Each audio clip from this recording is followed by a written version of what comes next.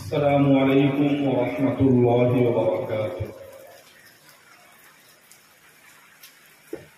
الحمد لله نحمده ونستعينه ونستغفره ونؤمن به ونتوكل عليه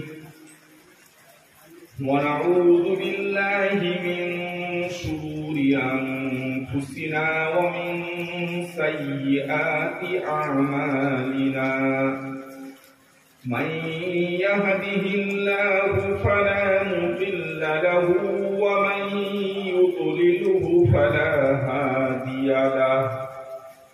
ونشهد أن لا إله إلا الله وحده لا شريك له. ونشهد أن سيدنا وسندنا وشفيعنا وحبيبنا ومولانا محمد أرسله بالحق بشيرا ونذيرا وداعيا إلى الله بإذنه وسراجا منيرا. أما بعد، أعوذ بالله من الشيطان الرجيم. بسم الله الرحمن الرحيم. كل نفس ذائقة الموت وإنما توفون أجوركم يوم القيامة. فمن زحزح عن النار وأدخل الجنة فقد فاز. وما الحياة الدنيا إلا متاع الغرور. وقال الله تعالى أيضا: إن الله وملائكته يصلون على النبي يا أيها الذين آمنوا صلوا عليه وسلموا تسليما. اللهم صل على محمد وعلى آل محمد كما صليت على إبراهيم وعلى آل إبراهيم إنك حميد مجيد. اللهم بارك على محمد وعلى آل محمد كما باركت على إبراهيم وعلى آل إبراهيم إنك حميد مجيد. سبحان ربك رب العزة عما يصفون وسلام على المرسلين والحمد لله رب العالمين. محترم বুজুর্গ সম্মানিত উলামায়ে কেরাম এবং সত্যিকারের দিন দরদি ইসলাম দরদি আমার শ্রোতাবৃন্দ, একটা খুবই গুরুত্বপূর্ণ বিষয় আপনাদের সামনে বা আপনাদের সাথে আলোচনা করার জন্য আমি মনস্থির করেছিলাম, কিন্তু আল্লাহর কুদরত, আল্লাহর হুকুম এবং আল্লাহর হুকুমের উপরে, আল্লাহর ইচ্ছার উপরে রাজি থাকাটাই একটা ঈমানদারের কর্তব্য। তো আল্লাহ যে অবস্থার মধ্যে আমাদের রেখেছেন, আমাদেরকে সেই অবস্থার উপরই রাজি থাকতে হবে। তবু আমি বিষয়টা নিয়ে আপনাদের সামনে সংক্ষেপে কিছুটা আলোচনা করার চেষ্টা করব। বিষয়টা খুবই গুরুত্বপূর্ণ, কিন্তু সাধারণত আমরা বিষয়টা নিয়ে আলোচনা শুনি না, করি না। অথচ বিষয়টা এমন, আমরা জানি যে ইসলামের বহু বিষয় নিয়ে বিভিন্ন দলের মধ্যে মত পার্থক্য আছে, অনেক বিষয় আছে। একটু পূর্বেই আমাদের হযরত বলছিলেন পীর মানা নিয়ে, আর অনেক বিষয় নিয়ে আমাদের সমাজের মধ্যে একটা মত পার্থক্য, দ্বন্দ্ব ইত্যাদি আছে। কিন্তু আমি যে বিষয়টা নিয়ে আপনাদের সাথে আলোচনা করার ইচ্ছা করেছি সেটা এমন এক বিষয়, যে বিষয়টা নিয়ে আহলে সুন্নাত ওয়াল জামাআত, এই আহলে সুন্নাত ওয়াল জামাআতের চারটে ইমাম, ইমাম আবু হানিফা সবথেকে বড় ইমাম যাকে আমরা ফলো করি, ইমাম শাফিঈ, ইমাম মালিক, ইমাম আহমদ ইবনে হাম্বল, এই চার ইমামকে এবং তাদের অনুসারীদেরকে আহলে সুন্নাত ওয়াল জামাআত বলা হয়। আমরা জানি যে চারটি ইমামের মধ্যে বেশ কিছু বিষয়ে খুব যেগুলো ছোটখাটো বিষয় এবং বড় বিষয়ে কোনো মতভেদ নেই। এটা একটা বিরাট লম্বা চওড়া একটা টপিক, বিষয়বস্তু, যে ইমামদের মতভেদ, তার কারণটা কি এবং কেমন ধরনের মসলার মধ্যে তাদের মতভেদ আছে। বর্তমানে আর একটা দল তৈরি হয়েছে যারা কোনো ইমাম মানে না বলে মিথ্যা দাবি করে। তাদের এই দাবিটা সম্পূর্ণ মিথ্যা। তারা ওই চার ইমামকে মানে না, অন্য ইমামকে তারা মানে। এবং তারা এই অজুহাত দেয় যে চার ইমামকে কি করে মানবো, ওরা সব বিষয়ে মতভেদ করেছে। ভাই, 5 ওয়াক্ত নামাজের মধ্যে কোনো মতভেদ আছে? কথা বলেন না। কোন ইমাম বলেছেন যে নামাজের 5 ওয়াক্ত নামাজ নয় 4 ওয়াক্ত নামাজ? কোন ইমাম বলেছেন যে আপনার বেতের নামাজ পড়তে হবে না, না পড়লেও চলবে? কি জোহরের নামাজ 4 রাকাত নয় 5 রাকাত, কি কেউ বলছে 3 রাকাত? এই ধরনের ভাইটাল বিষয়ে কোনো মতভেদ নেই। মতভেদ যেগুলো আছে ছোট ছোট বিষয়। যাই হোক, ওই বিষয়বস্তু নিয়ে আমি এখন আলোচনা করছি না। তো আমি যে বিষয়টা নিয়ে আলোচনা করতে চাইছি সেই বিষয়ে, তো ওখানে যদি পানি পড়ে আপনাদের এইখানে চলে আসুন না, এইদিকে চলে গেলে এইখানটা বলে যে পানি পড়ছে না, হ্যাঁ এইখানটা চলে আসতে পারে। যারা জায়গা পাচ্ছেন এইখানে চলে আসতে পারেন, এইদিকে বসুন না, যেখানে বসে যান। জি হ্যাঁ, এইখানটা দিয়ে দেয় চেয়ার, না হলে কিছু একটা ওই এখানে ভালো শুকনো মতো মানুষ বসতে পারবে। হ্যাঁ ওইখানে বসে পড়ুন। জি, যে পরিস্থিতি আমরা আছি সেই পরিস্থিতি আমরা মানিয়ে নিতে হবে। জি হ্যাঁ, এইখানটা গিয়ে বিছিয়ে দেন, এখানে বসতে পারে মানুষ।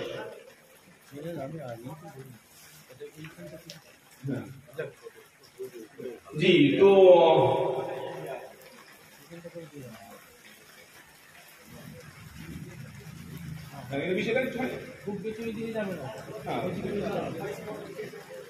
আপনি মোটা করে বিছিয়ে দেন, ডবল করে বিছিয়ে দেন। হ্যাঁ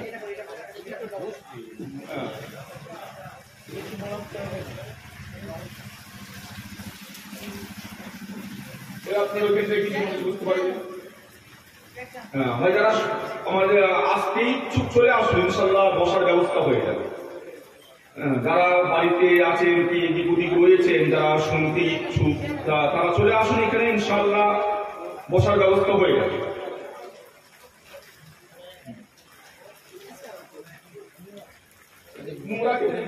আরে কোথাও লিখে বসতে দেন, মোটা করে থাক, এখানে বসে পড়ুন। মহতরম দোস্ত, যে কথাটা বলছিলাম একটু আপনাদের গুরুত্ব দিয়ে, ধ্যান দিয়ে, কান দিয়ে শুনতে হবে। তো আমি যে বিষয়টা নিয়ে আলোচনা করতে চলেছি, আমি বলছিলাম যে চার ইমামদের বেশ কিছু এমন বিষয় আছে যাতে তাদের মতভেদ আছে, ইখতিলাফ আছে। কিন্তু আমি যে বিষয়টা নিয়ে আলোচনা করব সেই বিষয়ে কোনো ইমামের কোনো মতভেদ নেই। এমনকি যারা বলছে আমরা ইমাম মানি না, সেই দলটার নাম আর আমি বলছি না, তাদেরও এই ব্যাপারে কোনো মতভেদ নেই।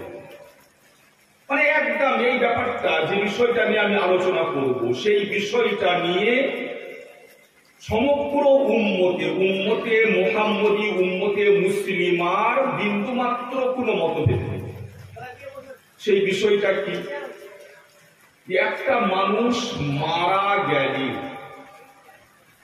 তার যে পরিবার পরিজন, তার ধরুন কোন ব্যক্তি মারা গেল, তার সন্তান দুনিয়ার বুকে রয়েছে, সন্তানের কর্তব্য কি? কোন ব্যক্তি মারা গেলে সন্তানের কর্তব্য, ফরজ কর্তব্যটা কি? আপনার বলবেন, এ বাবা, এই এতক্ষণ ধরে আপনি বলে এইটাই বলবেন? এটা তো আমরা সেই ছোটবেলা থেকে শুনে আসছি, বাপ মরে গেলে পুরো করাতে হবে, আবার কি করতে হবে? ইসারে সওয়াব করতে হবে না। আমি এই বিষয়টা নিয়ে আপনাদের সামনে আলোচনা করব না।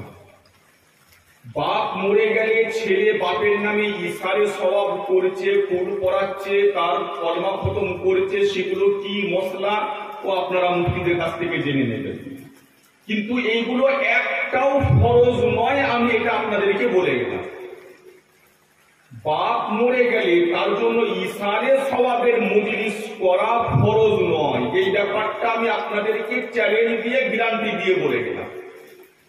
কিন্তু যেগুলো ফরজ সেইগুলো নিয়ে আজকে আমাদের সমাজে আলোচনা নেই। কোন ব্যক্তি মারা গেলে তার জন্য ইসারে সওয়াব করবেন কি করবেন না, এটা মোটেই ফরজ বিষয় নয়। কিন্তু যেটা ফরজ সেইটা নিয়ে আজকে আমাদের সমাজে কোনো আলোচনা নেই। কোন ব্যক্তি মারা গেলে চারটে বিষয় ফরজ। কটা বিষয় বলেছি? একদম ফরজ একটা। এবং এই বিষয়টা আমাদের ইসলামী যে আইন শাস্ত্র, ইসলামী আইন শাস্ত্রের মধ্যে 3 রকমের বিষয় আছে। একটা হচ্ছে আকীদাগত, বিশ্বাসগত বিষয়, যাকে ইলমে কালাম বলা হয়। ইলমে কালাম, যে উলামায়ে কেরামরা জানেন আকাইদের জ্ঞান, এটা একটা স্বতন্ত্র একটা বিষয়বস্তু। দ্বিতীয় হচ্ছে ফিকহ, আপনি কিভাবে নামাজ পড়বেন, কিভাবে যাকাত দেবেন ইত্যাদি বিষয়, এটাকে ফিকহ বলা হয়। আর তৃতীয় হচ্ছে ইলমুল ফারাইজ, ইলমুল। এই ব্যাপারে স্বতন্ত্র কিতাব লেখা হয়েছে এবং সেই কিতাব মাদ্রাসা ইত্যাদিতে পড়ানো হয়। ইলমুল ফারাইজের যে সমস্ত কিতাবগুলো আছে সেই কিতাবের শুরুতেই এই 4টে বিষয় উল্লেখ হয়েছে। যে কোনো ব্যক্তি মারা গেলে তার যে পরিবার পরিজন,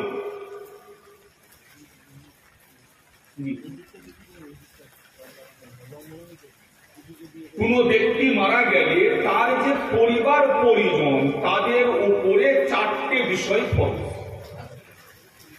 1 নম্বর বিষয়, এই 1 নম্বর যে বিষয়টা ফরজ, মোটামুটি আজকে আমাদের মুসলিম সমাজ তার উপরে আমল করে থাকে। 1 নম্বর ফরজ হচ্ছে যে ব্যক্তি মারা গেল যত তাড়াতাড়ি সম্ভব তার কাফন দাফনের ব্যবস্থা করা, এটা ফরজ, যত তাড়াতাড়ি সম্ভব।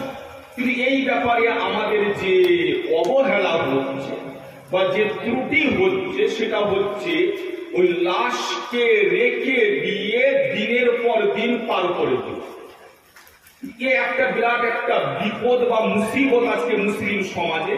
যেহেতু আমাদের সন্তানরা বেশিরভাগ বাইরে থাকে, কি কারো ছেলে বাইরে আছে, সে এখন আসার টিকিট পাচ্ছে না, একদিন পরে আসবে, তার জন্য লাশ রেখে দেওয়া হয়েছে। কারো জামাই বাইরে আছে, মেয়ে বাইরে আছে, কিন্তু ইসলামের নিয়ম হচ্ছে যত তাড়াতাড়ি সম্ভব লাশকে দাফন করা। ইসলামী শিক্ষা, ইসলামী তালিম, ইসলামের এটাই হচ্ছে মূল আপনার বিধান, যে যত তাড়াতাড়ি সম্ভব লাশকে দাফন করা। আচ্ছা, আরেকটা যে বাজে প্রথা আমাদের দেশে চালু আছে, সেটা হচ্ছে মাইয়েতের মুখ দেখা। যেন মাইয়েত একটা কোনো পাত্র বা পাত্রী, নতুন তার বিয়ে হয়েছে, তাকে দেখতে যাও। সব থেকে আশ্চর্য লাগে, খারাপ লাগে, একজন মহিলা যে সারা জীবন পর্দার মধ্যে ছিল, জীবিত অবস্থায় যার মুখ কোনো গায়ের মাহরাম দেখতে পাইনি, আর যেই মারা গেল পাড়ার সবাই, মহিলা পুরুষ নির্বিশেষে সবাই গিয়ে তার মুখ দেখছে। ভয় কি হয় না? অথচ সেই মহিলা সারা জীবন যতদিন তিনি বেঁচে ছিলেন এত পর্দানসীন ছিলেন যে জীবনে কেউ তার মুখ দেখতে পায়নি, কোনো গায়ের মাহারাম তাকে দেখিনি, কিন্তু যেই মারা গেল এখন সবাই তাকে দেখতে যাচ্ছে। মহতরম বুজুর্গ দোস্ত, মুর্দা ব্যক্তিকে দেখা এটা কোনো সওয়াবের কাজ বলে কোনো কিতাবে নেই, না কুরআনে আছে, না হাদিসে আছে, না কোনো কিতাবে আছে যে মাইয়িতের মুখ দেখা সওয়াবের কাজ। হ্যাঁ, মাইয়িতের জানাজা পড়া সওয়াবের কাজ, তার কাফন দাফনে শরীক হওয়া সওয়াবের কাজ, কিন্তু মাইয়িতের মুখ দেখা সওয়াবের কাজ এটা কোনো কিতাবে লেখা নেই। কিন্তু আজকে আমাদের সমাজের রেওয়াজ চলছে ব্যাস মাইয়িতের মুখ দেখা। কোন পুরুষ মারা গেল, গ্রামের সব মহিলা মিলে তার কাছে গিয়ে বসে রইল, তার মুখ দেখছে। সেই পুরুষ আপনার কে? সে মহিলার কে হচ্ছে যে তার মুখ দেখতে গেছে, তাকে দেখতে গেছে। এটাও একটা বর্জনীয় প্রথা, যে এই প্রথা আমাদেরকে বর্জন করতে হবে। মাইয়িতের মুখ দেখাটা কোনো সওয়াবের কাজ নয়। অনেক জায়গায় মাইয়িতকে জানাজার ময়দানে নিয়ে এসে তার মুখ খুলে দেওয়া হচ্ছে, লাইন দিয়ে মানুষ তাকে দেখছে। এই দেখার কি দরকার নেই? এই দেখলে কোনো স্বভাব পাওয়া যাবে যে না দেখা হচ্ছে, না দেখানো হচ্ছে? এর কোনো প্রমাণ, এর কোনো দলিল না কুরআনে আছে, না হাদিসে আছে, না কোনো ফিকহ কিতাবের মধ্যে আছে। মাইয়িতের জানাজার নামাজ পড়ুন। যত জানাজার নামাজে মানুষের সংখ্যা বেশি হবে, মাইয়িতের জন্য সেটা তত বেশি উপকারী হবে। আপনি তার দাফন কাফনে শরীক হন, তার মানে কবরে মাটি দেন, কবরে মাটি দেওয়া, জানাজায় শরীক হওয়া সওয়াবের কাজ। বুখারী শরীফের হাদিসের মধ্যে আছে, যদি কোনো ব্যক্তি কোন মুসলমান ব্যক্তির জানাজার শরীক হয় এবং তার দাফন কাজ সম্পূর্ণ হওয়া পর্যন্ত তার সাথে থাকে, তো সেই 2 কিরাত সওয়াব পায়।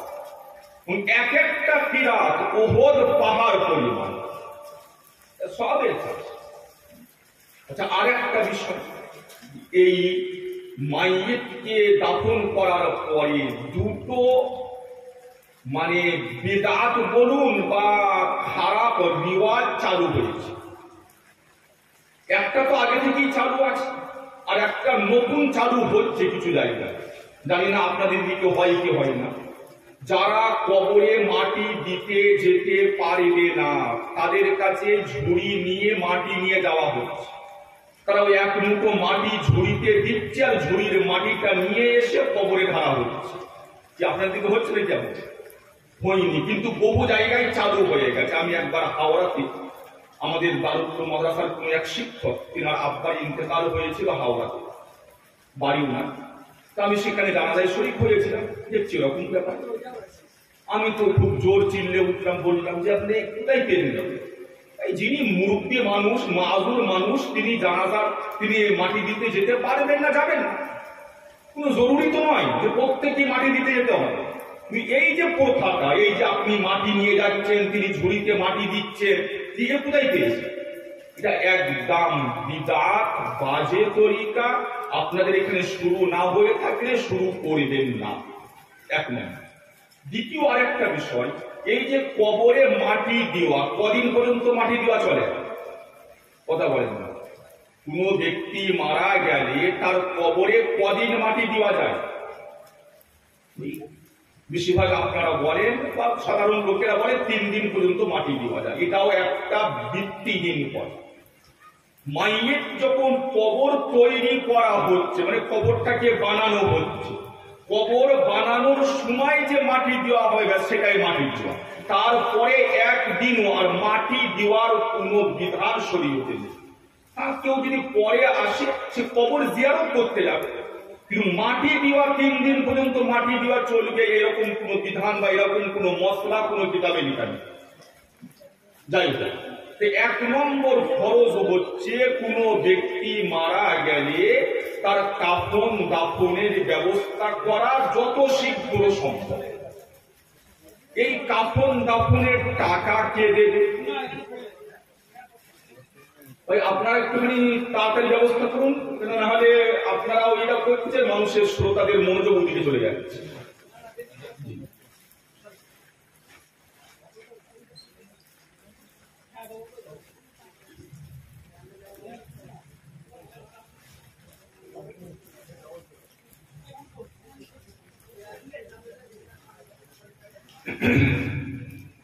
হয়ে গেছে, এইদিকে মনোযোগী হয়ে আমরা এই যে কাফন দাফন করা হবে মাইয়েতকে, এই মাইয়েতের কাফন দাফনের খরচ কে দেবে? ইসলাম এমন একটা পরিপূর্ণ জীবন ব্যবস্থার নাম, কোন ফাঁক ফোকর এখানে নেই। প্রত্যেকটা বিষয়কে এত সুন্দরভাবে ইসলাম বলে দিয়েছে যে এর থেকে সুন্দর হতে পারে না। একটা মানুষ মারা গেল, তার কাফন দাফনের জন্য যে খরচ আছে, অনেক জায়গায় কবরের জন্য জায়গা কিনতে হয়, কাফনের কাপড়ের তো একটা খরচ আছে, 1,500-2,000 টাকা দাম। কবর খোঁড়ার জন্য লোক চাই, তাদেরকে কবর খোঁড়ার মজুরি দিতে হবে, এই খরচগুলো করবে। এই ব্যাপারে শরীয়তের বিধান হচ্ছে এই সম্পূর্ণ খরচটা যে ব্যক্তি মারা গেছে তার সম্পত্তি থেকে করা হবে। যে ব্যক্তি মারা গেছে ভাই, সে তো একদম নিঃস্ব ছিল না, তার কিছু না কিছু সম্পত্তি দুনিয়ার বুকে আছে। যদি তার ছেলে, তার কোনো আত্মীয় এই খরচগুলো দিতে না চায়, কারো কাছে হাত পাতা হবে না। যে ব্যক্তি মারা গেছে তার সম্পত্তি থেকেই এই খরচগুলো করা হবে। হ্যাঁ, যদি তার কোনো আত্মীয় বলে যে আমি খরচ দিয়ে দিচ্ছি, ভালো কথা, অসুবিধা কিছু নেই। কিন্তু কেউ যদি দিতে না চায় তো তার সম্পত্তি থেকেই এই খরচটা বহন করা হবে। তো 1 নম্বর, কোনো ব্যক্তি মারা গেলে তার কাফন দাফনের ব্যবস্থা করা, এই ব্যাপারে তো আমাদের সাধারণত অবহেলা হয়।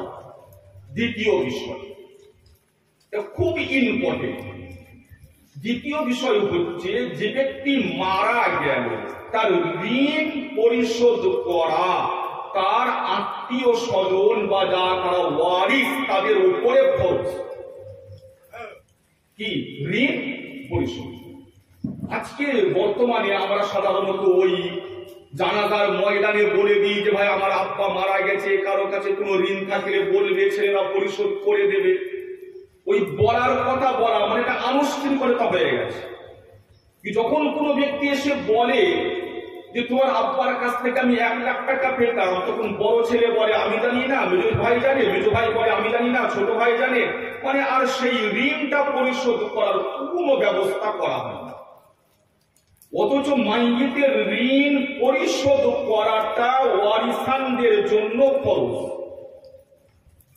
এই ঋণের ব্যাপারটাই ইসলামী বিধান, ঋণের ব্যাপারটা একটু ভালো করে শুনে নেন।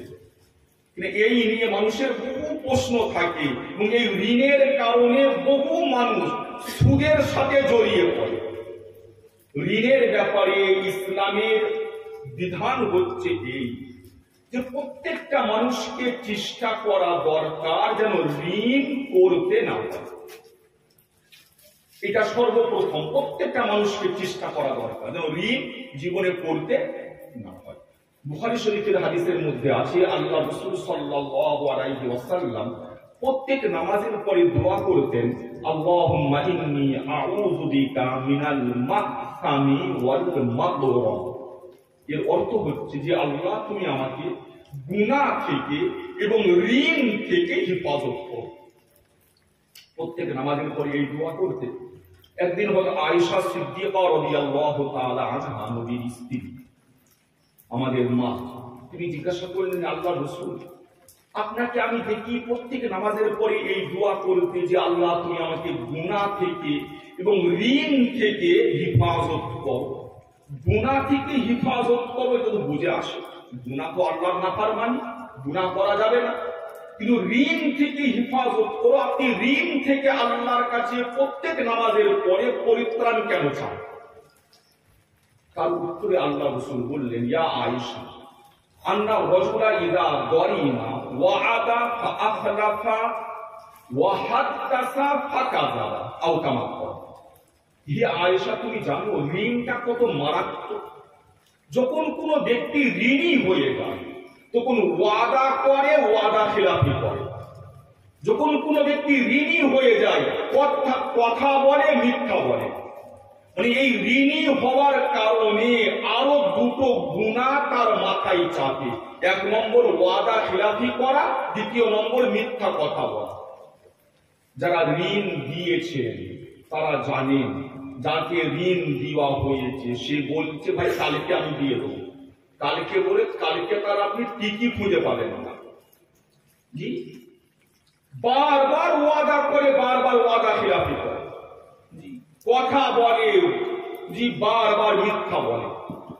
ঋণটা এমন মারাত্মক একটা জিনিস যে ঋণের কারণে মানুষ সাধারণত ওয়াদা খিলাফি করতে আর মিথ্যা বলতে বাধ্য হয়। এই কারণে শরীয়ত বলছে যে ঋণ না করাটাই উত্তম। কিন্তু ইসলাম একটা বাস্তব সম্মত ধর্ম, অবাস্তব কোনো কথা ইসলাম বলে না।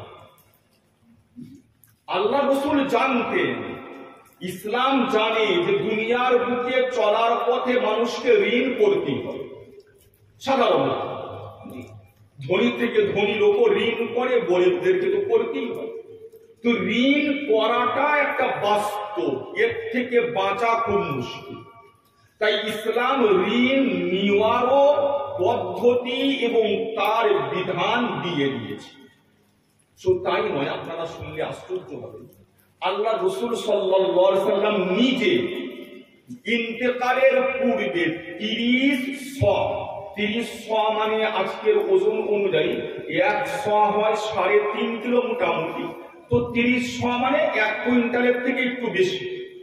1 কুইন্টাল খেজুর একটা ইহুদির কাছ থেকে ঋণ নিয়েছিল এবং মৃত্যু পর্যন্ত সেই ঋণ তিনি পরিশোধ করতে পারেননি। ওনার ইন্তেকালের পরে ওনার পরিবারের লোকেরা ওই ঋণ পরিশোধ করেছে।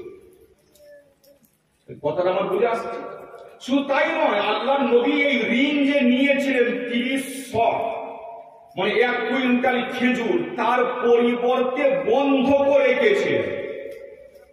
বন্ধক জানেন তো আপনারা নাকি? আরবিতে বলা হয় রাহান।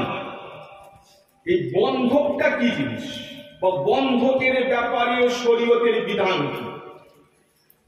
বর্তমান যুগে এক শ্রেণীর মানুষ এই বন্ধকি কারবার করে, কিন্তু বর্তমান যুগে যে বন্ধকি কারবার চলছে এটা সম্পূর্ণ সুদ। ঋণ নেওয়ার ব্যাপারে ইসলামের বিধান কি বললাম? যে সর্বপ্রথম চেষ্টা করা দরকার ঋণ করতে না পারে, কিন্তু ঋণ করারও বৈধতা আছে। ঋণ নেওয়া হারাম নয়, ঋণ নেওয়া জায়েজ। আল্লাহ রাসূল নিজে ঋণ নিয়েছেন, এমনকি মৃত্যু পর্যন্ত তার জিম্মায় ওই ঋণটা ছিল। এটা বুখারী শরীফের একদম বিশুদ্ধ হাদিস। আমি এখানে আরো দুটো বিষয় নিয়ে আপনাদের সামনে আলোচনা করব। এটা হলো ঋণ নেওয়ার ব্যাপারে বিধান, ঋণ দেওয়ার ব্যাপারে ইসলামের বিধান কি, আর বন্ধকের ব্যাপারে শরীয়তের বিধান কি।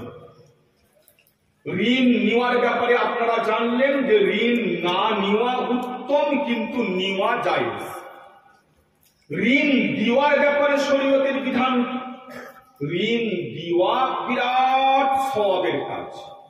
এমনকি একটা হাদিসের মধ্যে আছে, হযরত আব্দুল্লাহ ইবনে মাসউদ রাদিয়াল্লাহু তাআলা তিনি বর্ণনা করছেন, আল্লাহ রাসূল সাল্লাল্লাহু আলাইহি ওয়াসাল্লাম বলছেন যে আমি যখন মিরাজে গিয়েছিলাম তখন দেখেছিলাম জান্নাতের কোন এক জায়গায় লেখা আছে, যদি কোনো ব্যক্তি কাউকে ঋণ দেয় তো 1 টাকার পরিবর্তে 18 টাকা দান করার সওয়াব পাওয়া যায়। সুবহানাল্লাহ। তাই দান করলে 1 টাকায় 10 টাকা পাওয়া যায়। দান করলে কত? মান জাআ বিল হাসানাতি ফালাহু আশরু আমসালিহা। দান করলে 1 টাকার পরিবর্তে 10 টাকা, আর ঋণ দিলে 1 টাকার পরিবর্তে 18 টাকা ঋণ দেওয়ার সওয়াব পাওয়া যায়। কিন্তু এই কিন্তুটা ভালো করে কান খুলে শুনুন। ঋণ দিতে হবে, ইসলামের বিধান, ঋণ দিতে হবে সম্পূর্ণ নিঃস্বার্থ। ঋণ দিয়ে যদি আপনি এটা মনে করেন যে আমি তোমাকে 1,00,000 টাকা ধার দেবো, আমি কি পাবো, আমি কি পাবো যখন, মানে দুনিয়াতে আমি কি পাবো, তো দুনিয়াতে আমি কি পাবো যদি এই প্রশ্ন আপনার অন্তরে আসে, আপনার জন্য ঋণ দেওয়া যায় না। শরীয়ত স্পষ্ট ভাষায় বলে দিয়েছে, কুল্লু করদিন জাররা নাফআন ফাহুয়া রিবা। যদি ঋণ দিয়ে 1 টাকাও বেশি নেওয়া হয় সেটা সুদ এবং সম্পূর্ণ হারাম। ঋণ দিতে হবে সম্পূর্ণ আখিরাতের স্বার্থকে সামনে রেখে। আমি ঋণ দিলে আমি আল্লাহর কাছে 1 টাকার পরিবর্তে 18 টাকা দান করার সওয়াব পাবো। আর যদি দুনিয়াতে আপনি 1,00,000 টাকা ঋণ দিয়ে 1 বছরের জন্য আপনি 1,00,000 টাকা ঋণ দিলেন, কি না 1 বছর পরে আমাকে 1,00,001 টাকা দিবি, 1 টাকা খালি বেশি দিবি, এই 1 টাকা বেশি নেওয়াটাই আপনার জন্য হারাম। কথাগুলো আমার বুঝে আসছে? ঋণ দিয়ে 1 টাকাও বেশি নেওয়া যাবে না। যদি আপনার মনে হয় যে না আমি তাহলে কি পাবো, আমার কি লাভ হবে, আমি 1,00,000 টাকা ঋণ দিলাম, এই টাকাটা তার কাছে পড়ে রইলো 1 মাস কি 2 মাস কি 5 মাস, আমার কি লাভ হলো, আমি তো ইচ্ছা করলে ব্যবসায় লাগিয়ে বাড়াতে পারতাম টাকাটা, আপনাকে ঋণ দিতে হবে, আপনার জন্য ঋণ দেওয়া হারাম। আপনি বাড়ান, টাকা বাড়ান, ব্যবসায় লাগান, ব্যবসায় লাগিয়ে টাকা বাড়ান, কোনো অসুবিধা নেই, কিন্তু ঋণ দিতে হবে সম্পূর্ণ বিনা স্বার্থে। ঋণ দিয়ে দুনিয়াতে 1 টাকাও লাভ নেওয়া চলবে। তবে এই ঋণ নেওয়া এবং দেওয়া সম্পর্কে ইসলাম 2টো জিনিসের ব্যাপারে আমাদেরকে আদেশ করেছে। কুরআনের মধ্যে, হাফেজ সাহেব যদি কেউ থাকেন এখানে জানেন, কুরআনের মধ্যে সব থেকে বড় আয়াত হচ্ছে সূরা বাকারার একদম শেষ দিকে 4টে আয়াতের আগের আয়াতটা, ইয়া আইয়ুহাল্লাযীনা আমানু ইযা তাদায়ানতুম বিদাইনিন ইলা আজালিন মুসাম্মান ফাকতুবু। এই আয়াতটা বিরাট বড় আয়াত। হিফজ কোরআন শরীফ যেগুলো তাদের 1 পৃষ্ঠা, নাজেরা কোরআন শরীফের 1.5 পৃষ্ঠার একটা আয়াত। এই আয়াতটার নাম হচ্ছে আয়াতে মুদায়ানাত, মানে ঋণ সম্পর্কে আয়াত। এই আয়াতের মধ্যে আল্লাহ তাআলা ঋণ দেওয়া এবং নেওয়ার ব্যাপারে 2টো আদেশ করেছেন। একদম শুরুতে ইয়া আইয়ুহাল্লাযীনা আমানু ইযা তাদায়ানতুম বিদাইনিন ইলা আজালিন মুসাম্মা, 1 নম্বর, ফাকতুবু, 2 নম্বর। কি আল্লাহ তাআলা বলছেন, হে ঈমানদার ব্যক্তিগণ, যখন তোমরা ঋণ নেওয়া বা দেওয়া করো, ঋণের মুআমিলা করো, ঋণ লেনদেন করো, তো সর্বপ্রথম এটা নির্দিষ্ট করো যে ঋণটা পরিশোধ কবে করবে। ইলা আজালিন মুসাম্মা, আমি আপনাকে 1,00,000 টাকা ধার দেবো, ঠিক আছে, আপনি চাইছেন 1,00,000 টাকা দরকার আপনার, আগে বলুন কবে দেবেন, আগে বলুন কবে দেবেন সেটা বলুন। কিন্তু আজকে আমাদের সমাজ এমনই হয়ে গেছে না, মানে হারাম খেতে আমরা প্রস্তুত, কিন্তু আল্লাহর হুকুমের উপরে আমল করে যে একটা সুন্দর সমাজ গড়ে তুলবো আমরা রাজি না। যদি আপনাকে কেউ ধার নিতে এলো, আপনার কোনো আত্মীয় বন্ধু, ভাই 1,00,000 টাকা ধার দে না, কবে দিবি বল, আমার বিশ্বাস হচ্ছে আমার বলে ঠিক দিয়ে দেবো, কবে বলো না কবে দেবে, আমি ঠিক দিয়ে দেবো, চিন্তা করতে হবে। যেই নিয়ে গেল আর তার পাত্তা পাওয়া যাবে। আপনার কাছে সে চাইতে এসেছে একবার, কাঁদছে আপনার কাছে, কান্নাকাটি করেছে যে আমি বিপদগ্রস্ত, রোগাগ্রস্ত, আমার চিকিৎসার জন্য কি মেয়ের বিয়ের জন্য টাকা দরকার, আপনি তার কান্না দেখে আপনি তাকে দিয়ে দিলেন, দিয়ে দিলেন আর আপনাকে এবারে কেঁদে মরতে হবে তার পিছনে। এখন এরকম সমাজ হয়ে গেছে। তাই কাউকে ঋণ দেওয়ার সময় আগে নির্দিষ্ট করুন সে কবে ওই ঋণ পরিশোধ করবে। আমার কাছে 5,00,000 টাকা আছে, আমি টাকাটা রেখেছি আমার কাজের জন্য, আমি আপনাকে দেবো 1,00,000 টাকা, ঠিক আছে, আমি দিতে চাই আল্লাহকে রাজি করার উদ্দেশ্যে, আখিরাতে সওয়াব পাওয়ার জন্য, দান তো আমি করছি না, আমি ঋণ দিচ্ছি। তো আমাকে জানতে হবে না যে ওই টাকাটা আপনাকে আমি কদিন আপনার কাছে ফেলে রাখতে পারবো। ভাই আমার মেয়ের বিয়ে আছে 1 বছর পরে, তার আগে আমার টাকা দরকার। আমাকে বাড়ি করতে হবে 6 মাস পরে, তার আগে আমার টাকা দরকার। আপনি যদি বলেন 2 মাসের জন্য দিতে, ঠিক আছে ভাই 2 মাসের জন্য আপনি নিয়ে যান, কিন্তু আপনি কিছুই বলছেন না যে কবে দেবেন। আমি ঠিক দিয়ে দেবো, কবে ঠিক দিয়ে দেবো, আমার বিশ্বাস হচ্ছে না। এইরকম একদম ঠিক নয়। কুরআন বলছে ইলা আজালিন মুসাম্মা, কাউকে ঋণ দেবে, কারো কাছ থেকে ঋণ নেবে, আগে তুমি ঠিক করো পরিশোধ কবে করবে। কথা বুঝে আসছে তো নাকি আমার? 1 নম্বর। দ্বিতীয়, ফাকতুবু, লিখা পড়া করো, শুধু মৌখিক নয়। ঋণ নেওয়া দেওয়া হবে একদম লিখিত, ডায়েরিতে লেখা থাকবে। শুধু লিখাই নয়, যে ঋণ দিচ্ছে বাড়ির স্ত্রী সন্তানদেরকে বলে দেবে যে আমি অমুক ব্যক্তিকে 1 লাখ টাকা ঋণ দিয়েছি, ও 2 মাস পরে কি অমুক তারিখে পরিশোধ করব বলেছি। যে ঋণ নেবে সেও লিখে রাখবে এবং বাড়ির লোকেদেরকে বলে রাখবে যে অমুক ব্যক্তির কাছ থেকে আমি 2 লাখ টাকা ঋণ নিয়েছি, 2 মাস পরে পরিশোধ করার কথা। কেন? ইসলামের প্রত্যেকটা আদেশের মধ্যে একটা দুটো নয়, অসংখ্য উপকার আছে। আজকে মানুষ মারা যাচ্ছে হঠাৎ হঠাৎ, মৃত্যুর কোনো খবর আছে না? মৃত্যুর কোনো ডেট আছে? আজকেই শুনছি অমুক ব্যক্তি মারা গেছে হার্ট অ্যাটাক করে। এই যে মৃত্যু, এই মৃত্যু আজকে শুধু নয়, এই যখন থেকে দুনিয়া তৈরি হয়েছে তখন থেকেই এইরকম। এই নয় যে আজকে মানুষ হঠাৎ হঠাৎ মরছে, আগেকার মানুষরা আগে থেকে জানতো কবে মরবে, এমন না। হঠাৎ মৃত্যু আল্লাহর নবীর জমানা, তার আগে থেকেই চলে আসছে, কিয়ামত পর্যন্ত চলতে থাকবে। বিজ্ঞান, চিকিৎসা, স্বাস্থ্য যতই উন্নতি করুক না কেন, জি ও এই হঠাৎ মৃত্যুকে কেউ আটকাতে পারবে না। এই সম্পর্কে একটা ছোট্ট মতন ঘটনা আপনাদেরকে বলি। আমাদের বর্ধমান শহরের একটা বিখ্যাত হার্টের স্পেশালিস্ট ডাক্তার আছে, বিনয় কুমার নাকি নাম। তাকে আমি একবার দেখিয়েছিলাম। তো তাকে দেখিয়ে আমার ইসিজি করবে, বুকে লাগছিল বলে ইসিজি করলেন তিনি। না ঠিক আছে, কোনো অসুবিধা কিছু নেই, আপনার সব কিছু ঠিক আছে। আমি ডাক্তারবাবু জিজ্ঞেস করলাম যে ডাক্তার যে আপনি বলেন ঠিক আছে, তো কদিন ঠিক আছে? মানে আপনি যে আজকে পরীক্ষা করলেন, এই পরীক্ষাটা কতদিন পর্যন্ত এলাও আছে যে হ্যাঁ 3 মাস চলবে আমার ঠিক?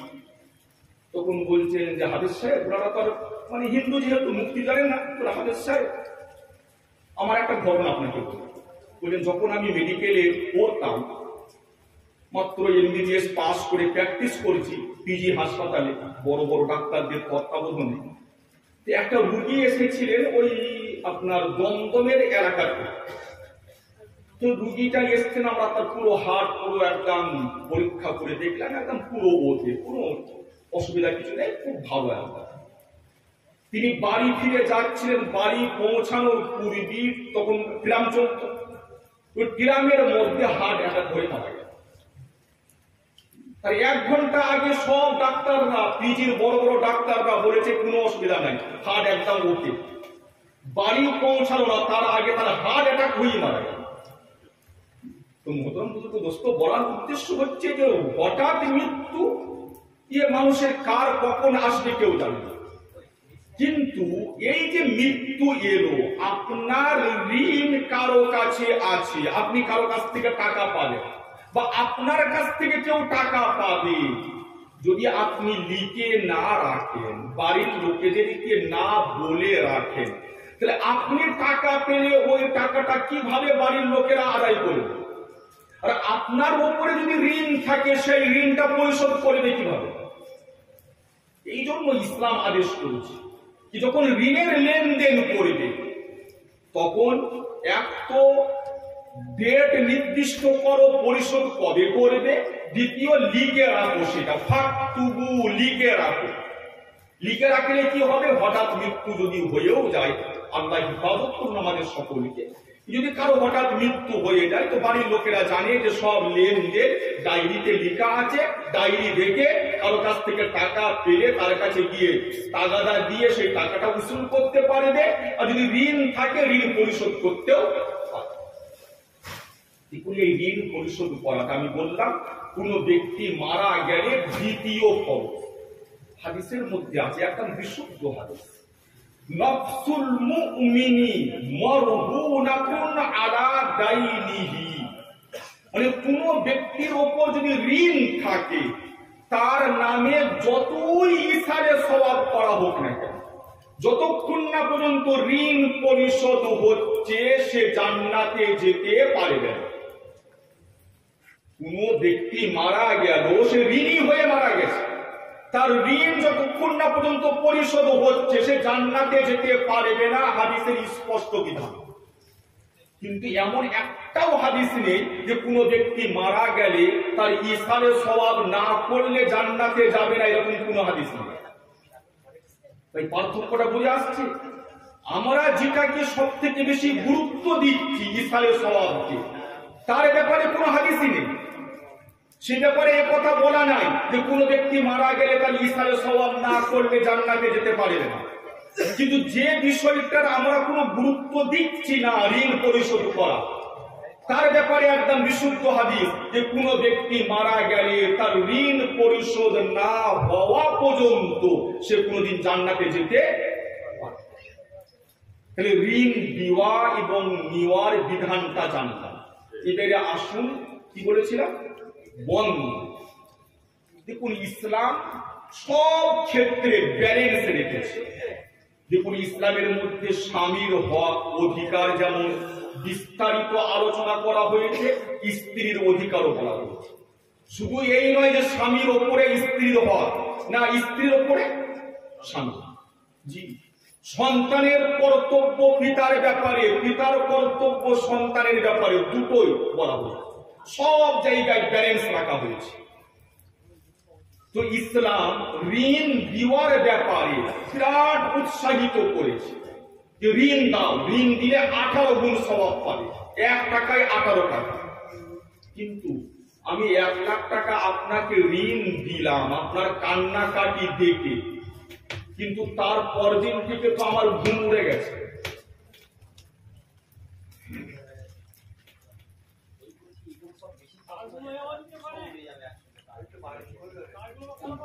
দেখবেন একটু যেন কোনো দুর্ঘটনা না ঘটে। আবার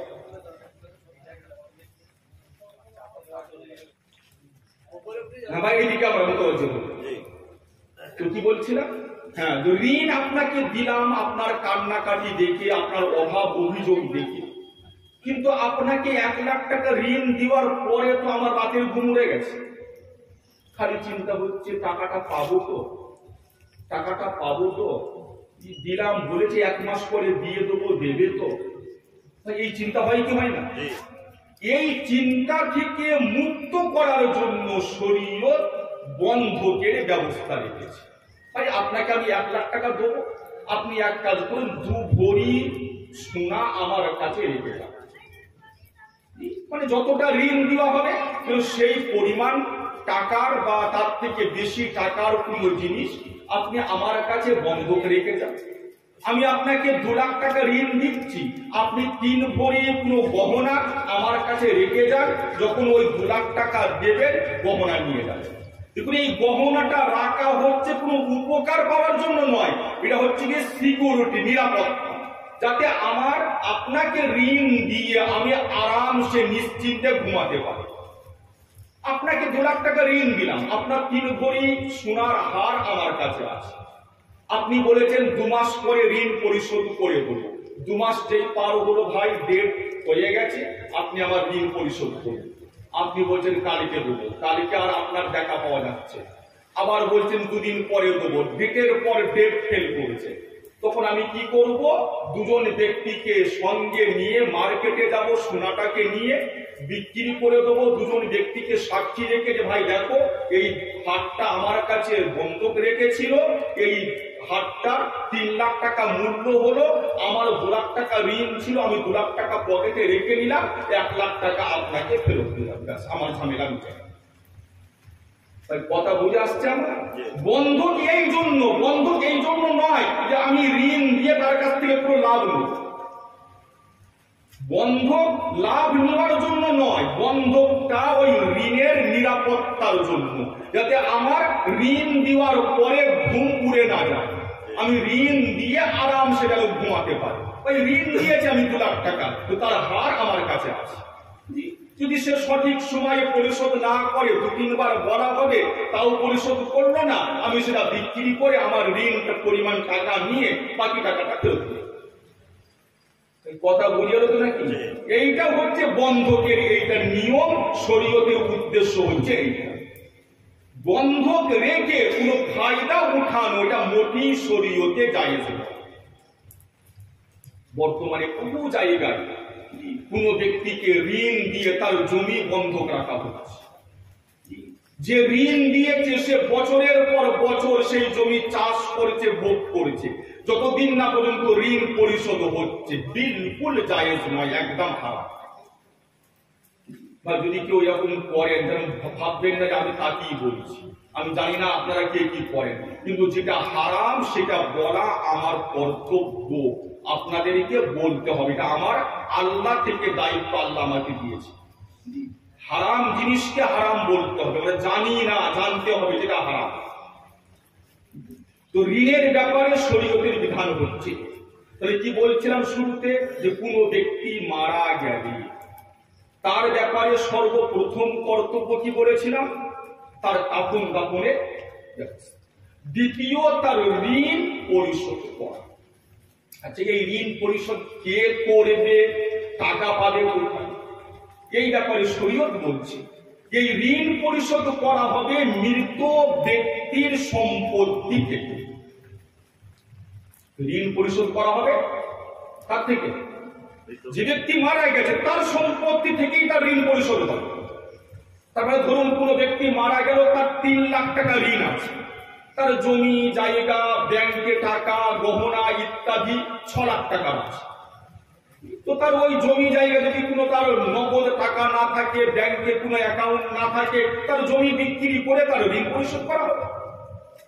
জমি বিক্রি করেও ঋণ পরিশোধ হলো না, তার বাড়ি বিক্রি করে ঋণ পরিশোধ করা হবে। মানে তার যা কিছু সম্পত্তি আছে ওই সম্পত্তি বিক্রি করে তার ঋণ পরিশোধ করতে হবে। কোন ব্যক্তি মারা গেছে, তার 10 লাখ টাকা ঋণ, আর তার বাড়ি জমি জায়গা সব বিক্রি করলে তবে 10 লাখ টাকা হবে। সব বিক্রি করতে হবে, কিন্তু ঋণ পরিশোধ করতে হবে। কোন ছেলেরা বলবে আমরা কোথায় থাকবো, তোমরা কোথায় থাকবে, তোমরা বাপের ঋণ পরিশোধ করে দাও। কথা বুঝে আসছে? যদি তোমরা চাও যে আমার বাপের রেখে যাওয়া বাড়িতে আমরা থাকবো, তাহলে বাপের ঋণ তোমরা পরিশোধ করো, থাকবে, কোনো অসুবিধা নেই।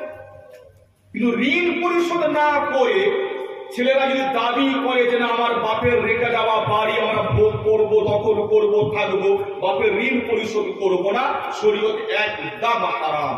সূরা নিসার 3 নম্বর পৃষ্ঠায় আল্লাহ তাআলা স্পষ্ট ঘোষণা করে দিয়েছেন, মিন বাদি ওয়াসিয়াতি ইউসা বিহা আও দাইন, যে মৃত ব্যক্তি যে সম্পত্তি রেখে গেছে ওই সম্পত্তি থেকে আগে তার ঋণ পরিশোধ হবে। এই ঋণ পরিশোধ করার জন্য তার সব সম্পত্তি বিক্রি করতে হলেও বিক্রি করতে হবে, ঋণ পরিশোধ করতে হবে। মহতরম বুজুর্গ, চিন্তা করে দেখুন ঋণের ব্যাপারে শরীয়ত কত সিরিয়াস।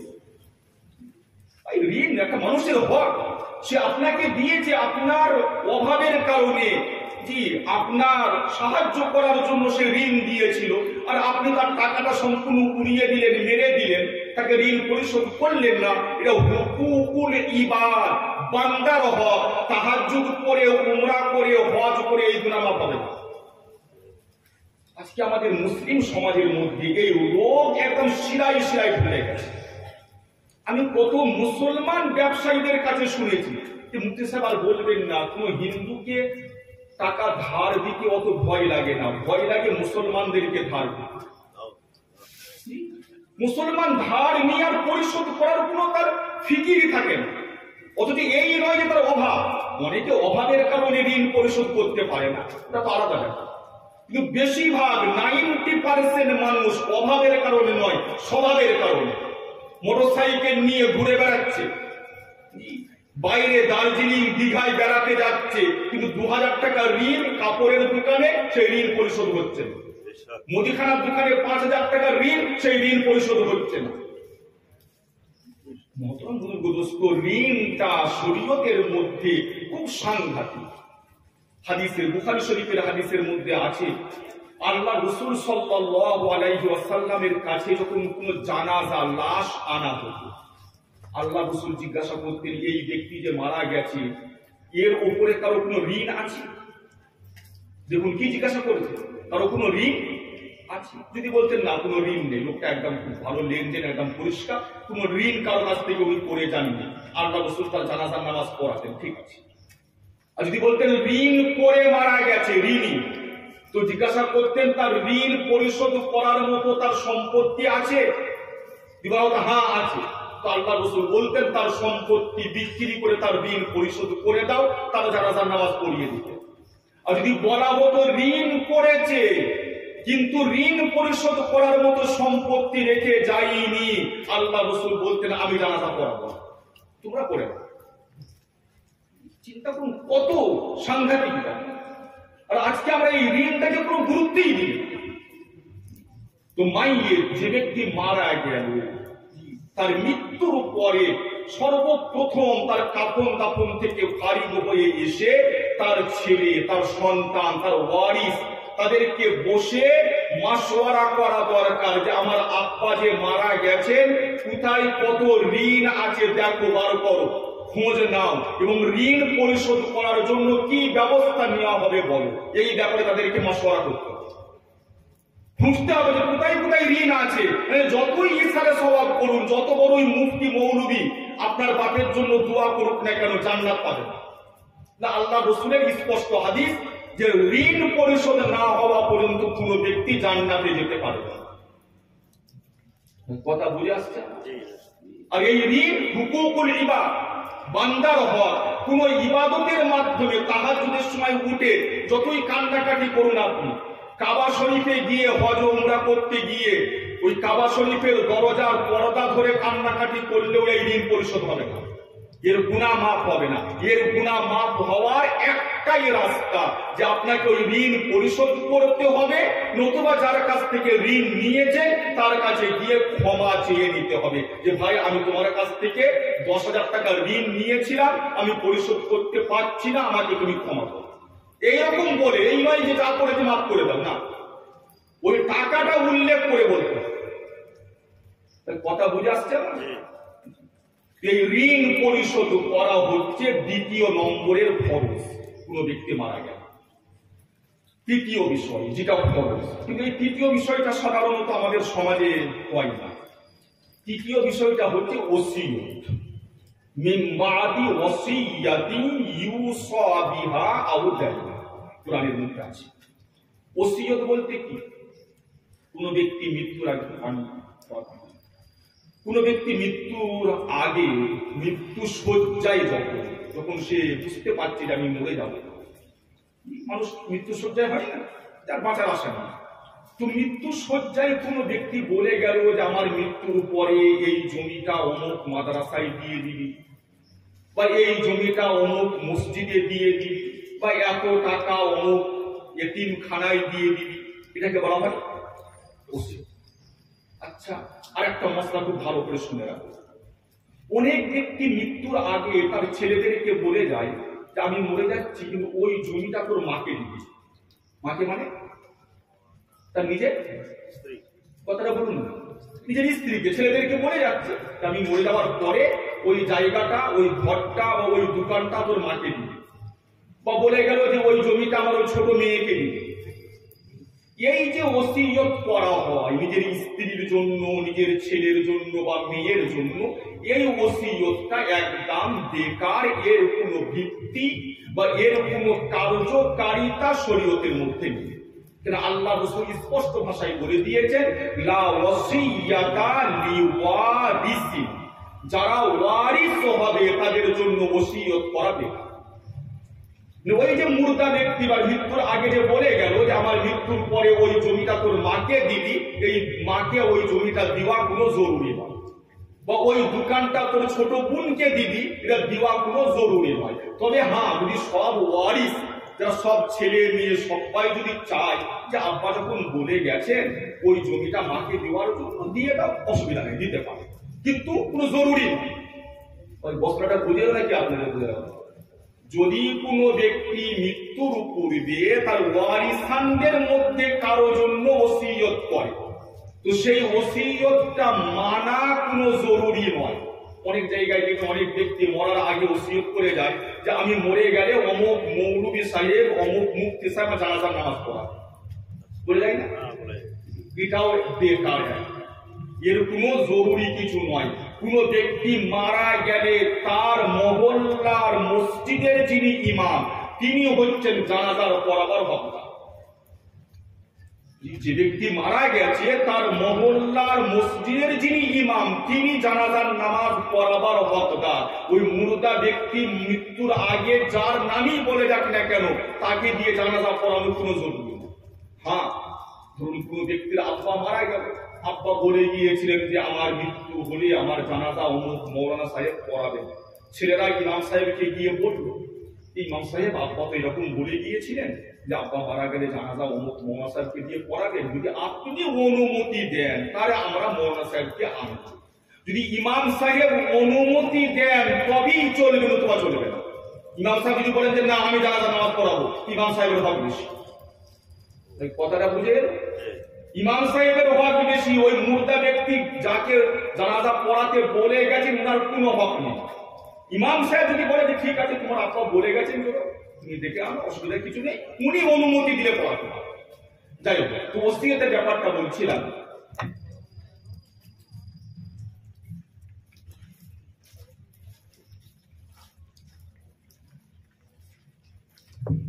যারা ওয়ারিস, ছেলে মেয়ে স্ত্রী, তাদের জন্য যে ওসিয়ত করা হবে সেই ওসিয়তটা মোটেই জরুরি নয়।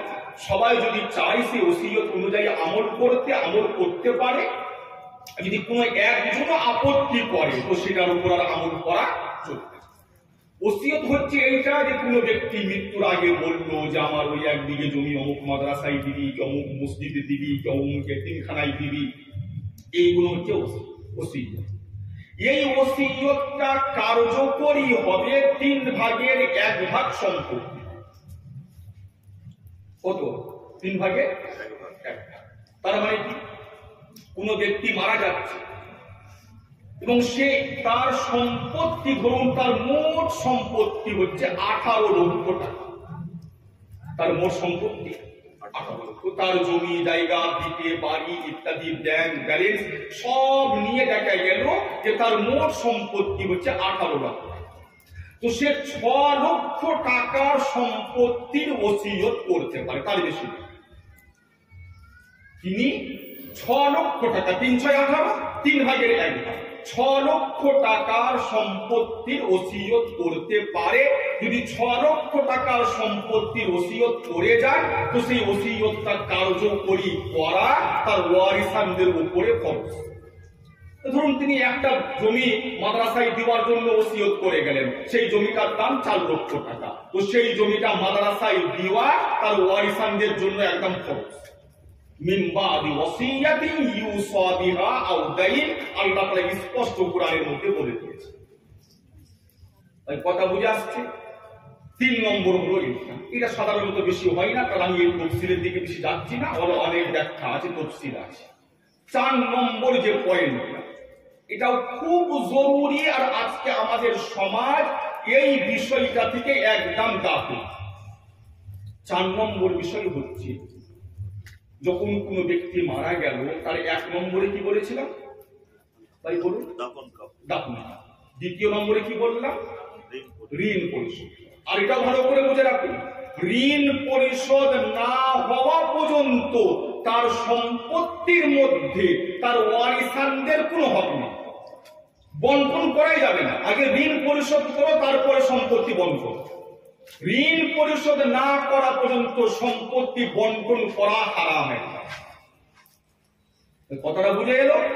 ঋণ পরিশোধ না হওয়া পর্যন্ত মৃত ব্যক্তির সম্পদ বন্টন করা একেবারে হারাম। 3 নম্বরে ওসি, 4 নম্বর। এই 4 নম্বরটা আল্লাহ তাআলা খুব গুরুত্ব সহকারে বর্ণনা করেছে।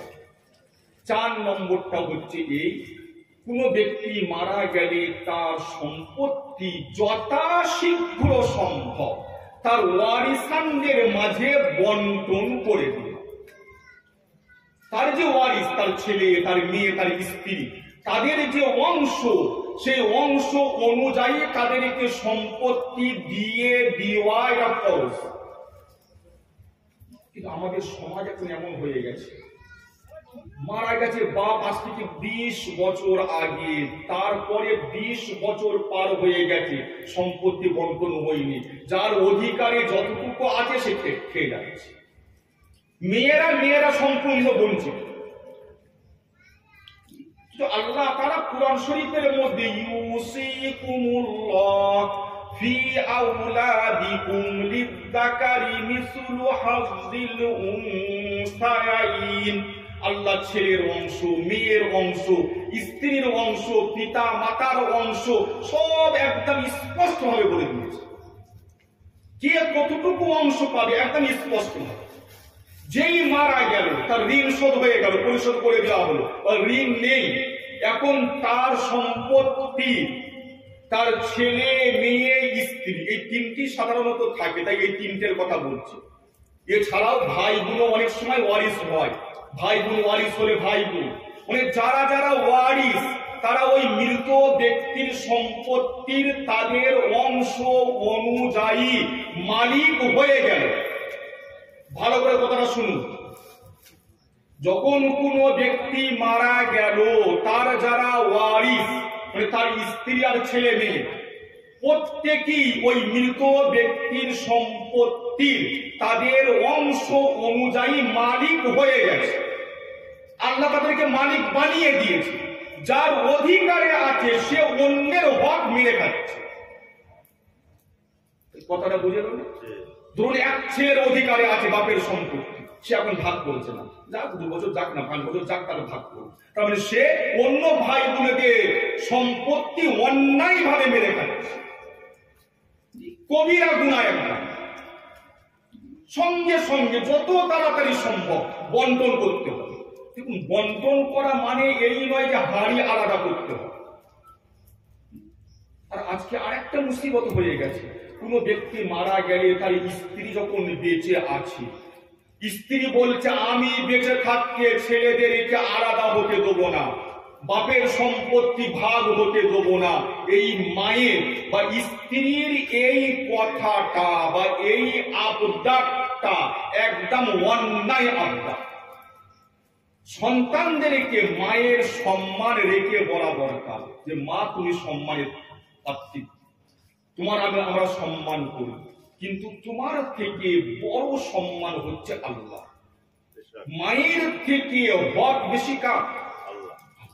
আল্লাহ আমাদের হাকিকি স্রষ্টা, মূল স্রষ্টা আমাদেরকে।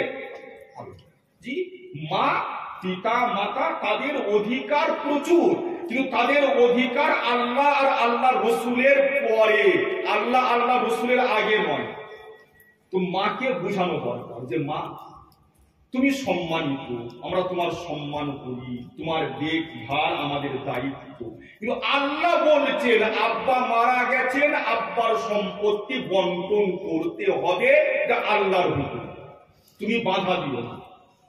বন্টন করিনি আমরা, যে ওই জমিটা আমার, ওই জমিটা মেজ ভাইয়ের, ওই জমিটা ছোট ভাইয়ের, ওই দোকানটা আমার, ওই দোকানটা বড় ভাইয়ের, ওই দোকানটা ছোট ভাইয়ের, আমরা থাকবো একসাথে, বন্টন করতে অসুবিধা। কথা বুঝে আসছে? আজকে কি হচ্ছে, 15 বছর 20 বছর পার হয়ে যাচ্ছে, কখন বন্টন হচ্ছে? যখন ভাইয়ে ভাইয়ে লাঠালাঠি হচ্ছে, যখন বোন এসে বাপের বাড়িতে এসে ঝগড়া করছে যে বাপের সম্পত্তি আমাকে অংশ দাও, তখন ভাগ হচ্ছে। শরীয়তের যে বিধান এত সুন্দর, যদি আপনি তার উপরে আমল করেন দেখবেন বহু সমস্যার সমাধান হয়ে যাবে।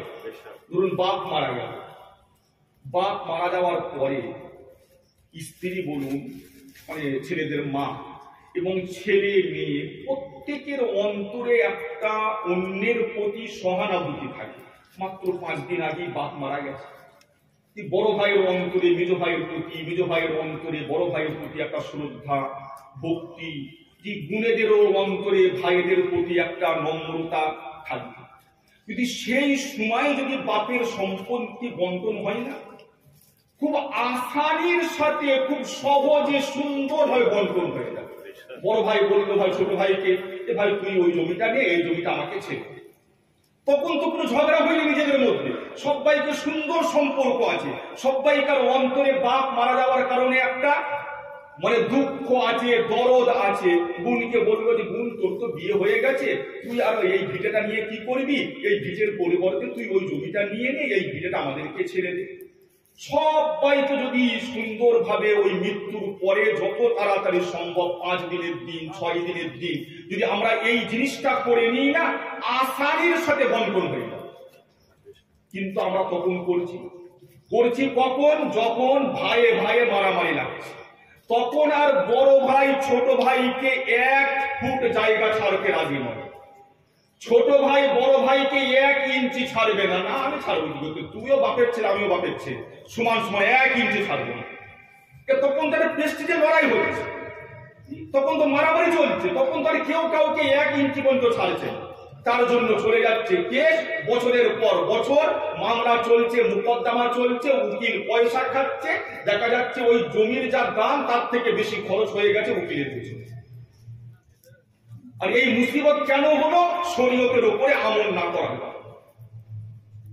কথা আমার বুঝে আসছে নাকি? অনেকের মনে কষ্ট হচ্ছে, কেউ তো লাগছে, বুঝতে পারছে না। কিন্তু শরীয়তের বিধানে যত তাড়াতাড়ি সম্ভব, কিন্তু আমরা তো মৃত্যুর পরে ঈশানের স্বভাব নিয়ে এত ব্যস্ত হয়ে পড়ি যে কবে ফুল পড়ানো, কবে চাল বিছাই, আগে ওইগুলোর ব্যবস্থা করো। আল্লাহ যেগুলো ফরজ করেছেন সেই দিকে আমাদের নজর নেই। এটা ফরজ, এগুলো তাই নয়। একটা আপনাদেরকে সাংঘাতিক মশলা বলছি,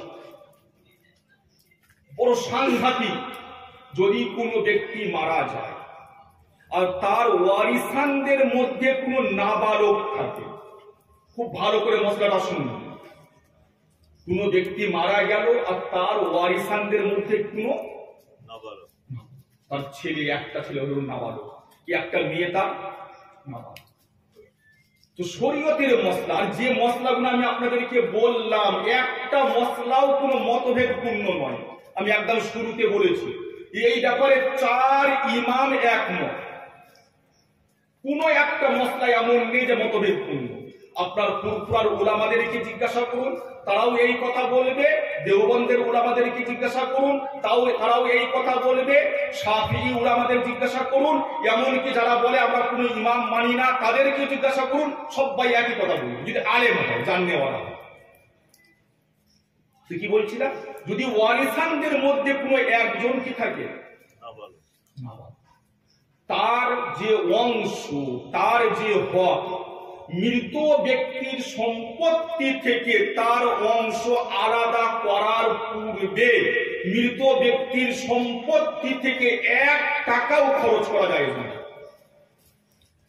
কোন ইসালে স্বভাব, ভালো কাজ, নেক কাজ, দিনের কাজ, কোন কাজে তার টাকা ব্যয় করা যাবে না। হ্যাঁ, নিজের টাকা ব্যয় করতে পারি কেউ, কিন্তু মৃত ব্যক্তির সম্পত্তি থেকে 1 টাকাও খরচ করা যাবে না যতক্ষণ না পর্যন্ত ওই নাবালকের অংশটাকে আলাদা করা হবে। কথা বুঝে আসছে না? নাবালকের ব্যাপারে শরীয়ত বড় সিরিয়াস। নাবালকের অংশ, নাবালকের অধিকার, ইয়তীমের অধিকার, এ বড় সাংঘাতিক। আল্লাযীনা ইয়াকুলুনা আমওয়ালাল ইয়াতামা যুলমা ইন্নামা ইয়াকুলুনা ফি বুতুনিহিম নার। আল্লাহ তাআলা সূরা নিসার মধ্যে বলেছেন, যে ব্যক্তি ইয়তীমের মাল অন্যায়ভাবে ভক্ষণ করে, সে মাল ভক্ষণ করে না, ইন্নামা ইয়াকুলুনা ফি বুতুনিহিম নার, সে পেটে আগুন ঢোকাচ্ছে, তার ঠিকানা হবে জাহান্নাম। তো যদি কোনো ব্যক্তি ওই মারা গেল, তার কোনো একটা ওয়ারিস যদি নাবালক হয়, ছেলে বা মেয়ে, আগে ওই মৃত ব্যক্তির সম্পত্তি থেকে ওই নাবালকের অংশ আলাদা করা। তার যে অংশ, যে যত টাকা পাবে, জমির যতটা ভাগ পাবে, ভিটের যতটা ভাগ পাবে, ব্যাংকের যে টাকা আছে তার থেকে যতটা ভাগ পাবে, আগে ওটা আলাদা করে বড় ভাইকে তার সরপরাস বা অভিভাবক বানিয়ে তার কাছে রাখো। তারপরে যারা বালিগ আছে তাদের সম্পত্তি তাদের সকলের অনুমতিতে দান করো, ইসালে সওয়াব করো, খানা করো, যা করো করো। কিন্তু আগে নাবালকের অধিকার, নাবালকের হকটাকে আলাদা করতে হবে। কথাগুলো বুঝে আসছে তো নাকি? আমি বড় সাংঘাতিক জিনিস। এটা হচ্ছে একদম ফরজ। তো 4 নম্বরের ফরজ হচ্ছে কোন ব্যক্তি মারা গেলে তার যে সম্পত্তির মধ্যে তার ওয়ারিসানদের অংশ, সেই অংশ প্রত্যেকটা ওয়ারিসানকে বুঝিয়ে দেওয়া। আর একটা আপনাদেরকে আশ্চর্যের কথা বলে যাব, একটা মৃত ব্যক্তি কি মরার আগে এটা করে যেতে পারে? পরে বলছি। আর একটা আশ্চর্যের কথা বলে যাব, এই যে বললাম ওয়ারিসানদের অধিকার, ওয়ারিসান বলতে স্ত্রী, ছেলে, মেয়ে, এইটা কি নেন এখন? অনেক সময় ভাই বোনেরাও ওয়ারিস হয়। যদি মৃত ব্যক্তির কোনো ছেলে মেয়ে না থাকে তখন ভাই বোনেরাও ওয়ারিস হয়। এই যারা ওয়ারিস তারা মৃত ব্যক্তির কোন ধরনের সম্পত্তিতে ওয়ারিস? আজকে সাধারণত আমাদের সমাজে কি হচ্ছে, বাপ মারা গেলে ভাইয়েরা বোনদেরকে ডাকছে, ডেকে বলছে দেখ আব্বার ওই জমিগুলো আছে, ওই জমি আর সেই যে জমিগুলো একদম চাষ যোগ্য নয়, আমাদের বলে জরা জমি, কি বোনদেরকে বলছে তাহলে তোরা ওই দেখ আব্বার তোমার 5 বিঘে জমি ছিল, তোরা 1 বিঘে করে পাচ্ছিস, তো ওইখানে ওই 1 বিঘে জমিটা নিয়ে সই করে দে। শুধু জমি দেখিয়ে তাদের কাছ থেকে সই করিয়ে নেওয়া হচ্ছে। ভিটে বাড়ির যে আসবাবপত্র তার কি হবে, তার কোনো উল্লেখই নেই। কিন্তু খুব ভালো করে শুনে রাখবেন, মৃত ব্যক্তি যিনি মারা গেলেন তার যা কিছু ত্যায্য সম্পত্তি, কুরআনের মধ্যে আল্লাহ তাআলা বলছেন মা তারাকা, আমার কথা নয় আল্লাহর কথা, মা তারাক মানে যে ব্যক্তি মারা গেল সে যা কিছু রেখে গেল, আমরা বাংলায় বলি স্থাবর অস্থাবর যাবতীয় পরিত্যক্ত সম্পত্তি। স্থাবর অস্থাবর, স্থাবর মানে ওই আপনার জমি ভিটে বাড়ি, অস্থাবর মানে যেগুলো আপনার এক জায়গা থেকে অন্য জায়গায় নিয়ে যাওয়া যায়, টাকা পয়সা, ঘটি বাটি, আপনার বাসনপত্র, বাড়ির ফার্নিচার ইত্যাদি। তো স্থাবর অস্থাবর যাবতীয় পরিত্যক্ত সম্পত্তি থেকে ছেলেরা যেমন অংশ পাবে, মেয়েরাও অংশ পাবে। কথাটা বুঝে এলো আমার নাকি? ছেলেরা যেমন অংশ পাবে, মেয়েরাও পুরোপুরি সমান সমান অংশ পাবে, কম বেশি আছে। আল্লাহ তাআলা ছেলেদেরকে ডবল অংশ দিয়েছেন, মেয়েদেরকে একটা ছেলের যা অংশ, একটা মেয়ের তার অর্ধেক অংশ। কিন্তু এই অংশটা ছেলেরা যেমন সব জায়গায় অংশ পাবে, মেয়েরাও সব জায়গায় অংশ পাবে। শুধু ওই জমি থেকে একটুখানি জমি মেয়েদেরকে দিয়ে তাদের কাছ থেকে দলিলে সই করিয়ে নিয়ে সব নিজেদের নামে করে নেওয়া বিলকুল জায়েজ না। কথাটা বুঝে এলো?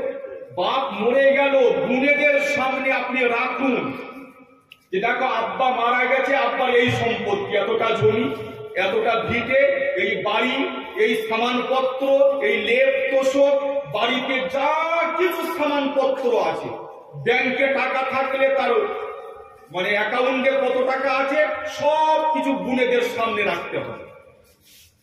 বোনেরা আল্লাহর রহমতে বেশিরভাগ 99% বোনেরা জালিম নয়। তারা ভাইদেরকে দিয়ে দেবে, তারা বলবে যে আমাদের এই ঘটি বাটির দরকার নেই। তারা কি বাপের বাড়ি থেকে ওই ঘটি বাটি করে ভাগ নেবে না? তারা ফার্নিচারের ভাগ নেবে, লেপ তোষক যে আব্বা রেখে গেছে, মেয়েরা কি এগুলো ভাগ নিয়ে যাবে? তারা নেবে না, তারা দিয়ে দেবে। তাদেরকে দেখাতে হবে, তাদেরকে বলতে হবে যে এতেও তোমাদের অংশ আছে। তাদের কাছ থেকে লুকিয়ে ছেলেরা ভাগ করে নিল, একদম হারাম। সব কিছু মা তারাকা, আল্লাহ তাআলা বলেছেন যে মৃত ব্যক্তি যা কিছু রেখে গেছে, একটা সূচ রেখে গেলে সেই সূচটা পর্যন্ত তাতে যেমন ছেলের অধিকার আছে, মেয়েরও অধিকার আছে। বড় সাংঘাতিক জিনিস। এই জন্য উলামায়ে কেরামরা লিখেছেন, কোন ব্যক্তি দিনদারি যদি দেখতে চাও, সত্যিকারের দিনদার কি দিনদার নয় তুমি দেখতে চাও, তো দেখো যে তার ওই বাপের মৃত্যুর উপরে সে কেমন ভাবে তার সম্পত্তি বন্টন করেছে। এখানে সব দিনদারি উড়ে যাবে। অনেক বড় বড় গাজী পাজি অনেক রকম আছে, 5-6টা হজ করেছে, উমরা করেছে, কিন্তু গুণেদেরকে বাপের সম্পত্তি থেকে বলছে। বাপের সম্পত্তির সঠিক হিসাব করে প্রত্যেকটা ওয়ারিসকে তার প্রাপ্য অংশ দেওয়া এ বহুত বড় কুরবানি বর্তমান যুগে, বহুত বড় ত্যাগ। মহতরম দোস্ত, কোন ব্যক্তি মারা গেলে এই 4টে হচ্ছে ফরজ। মনে থাকবে কি বলেছি? 1 নম্বর কাফন দাফন, ওটা তো হয়। 2 নম্বর ঋণ পরিশোধ করার ব্যাপারে বিস্তারিত আলোচনা করলাম। খুব এটা ভাইটাল জিনিস, অবশ্যই ঋণ পরিশোধ করবেন। কোন ব্যক্তি মারা গেলে আপনার যারা বাপ হোক মা হোক, খুঁজবেন যে কারো কেউ তো এই আব্বার কাছ থেকে টাকা পাই না, খুঁজে খুঁজে তাদের ঋণগুলো পরিশোধ করবেন। নতুবা আব্বা কোনোদিন জান্নাতে যেতে, যতই তার নামে ইসারে সব করান না, জান্নাতে যেতে পারবে না যদি তার ঋণ পরিশোধ না হয়। 3 নম্বর ওসিয়ত করে থাকলে ওসিয়ত পরিশোধ করে দেবেন। আর 4 নম্বর তার ত্যায্য সম্পত্তি, তার যারা ওয়ারিসান আছে তাদের মাঝে অবশ্যই সঠিক নিয়মে, শরীয়তের নিয়মে বন্টন করে। এই যে শরীয়তের মধ্যে ফারাইজ মানে কোন ব্যক্তির কতটা অংশ, আল্লাহ তাআলা এইটা কোন ব্যক্তির ওপর ছেড়ে দিয়ে যাবেন না, নিজে বর্ণনা করে দিয়েছেন যে কার কত অংশ। স্ত্রীর অংশ ছেলে পুলে না থাকলে 4 ভাগের 1 ভাগ, যাকে 4 আনা বললাম। ছেলে পুলে থাকলে 2 ভাগ, মানে 2 আনা, 8 ভাগের 1 ভাগ। আল্লাহর হিসাব বড় সুদ। আমি আমাদের ফারুয়া মাদ্রাসায় ফারাইজের কাজ করি লিখিত হয়। একটা ঘটনা আপনাদেরকে বলি। কোন এক ব্যক্তি, তার মেয়ের বিয়ে হয়েছিল, মেয়ের বিয়ের পরে তার একটা বাচ্চা হয়েছে, মানে মেয়ে হয়েছে। বিয়ের 5-6 বছর পরে তার জামাইটা মারা যায়, জামাইটা মারা যায়। কিন্তু যে ব্যক্তি মারা গেল, মানে ওই জামাইটা, তার বাপও আছে, মা আছে। তো এখন পজিশনটা কি দাঁড়ালো? যে ব্যক্তি মারা গেছে তার বাপ আছে, মা আছে, স্ত্রী আছে, আর মেয়ে আছে। কথাটা বুঝে আসছে কিনা? তো ইসলামী ফারাইজ আইন অনুযায়ী বাপ পাবে 16%, 6 ভাগের 1 ভাগ, মাও পাবে 16%, 6 ভাগের 1 ভাগ, স্ত্রী পাবে 12.5%, 8 ভাগের 1 ভাগ, আর মেয়ে পাবে অর্ধেক। মেয়ে পাবে অর্ধেক, মানে 50%। তো এই অনুযায়ী আমি ফারাজ লিখে দিলাম। যে ব্যক্তি আমার কাছে ফারাজটা নিতে এসেছিল সে হচ্ছে মেয়ের বাপ। সে ফারাজটা দেখে বলছে কি যে মা পাবে 16%, বাপ পাবে 16%, আর স্ত্রী মাত্র 12.5%। এই কেমন আপনাদের আইন? এটা আমার আইন নয়, আমি তৈরি করিনি, এটা আল্লাহর আইন, কোরআনের আইন। আমি তো শুধু আপনাকে লিখে দিয়েছি, কোরআনে যেটা আছে সেটাই আমি আপনাকে লিখে দিয়েছি, এটা আমার তৈরি করা আইন। সে আরো উল্টো পাল্টা বলতে লাগলো। আমি বললাম, দেখুন আল্লাহর আইনের উপরে তো কোনো কথা বলা যায় না, তবু আমি শুধু আপনার মুখটাকে বন্ধ করার জন্য বলছি যে আল্লাহ তো স্ত্রীকে 12.5% দিচ্ছে।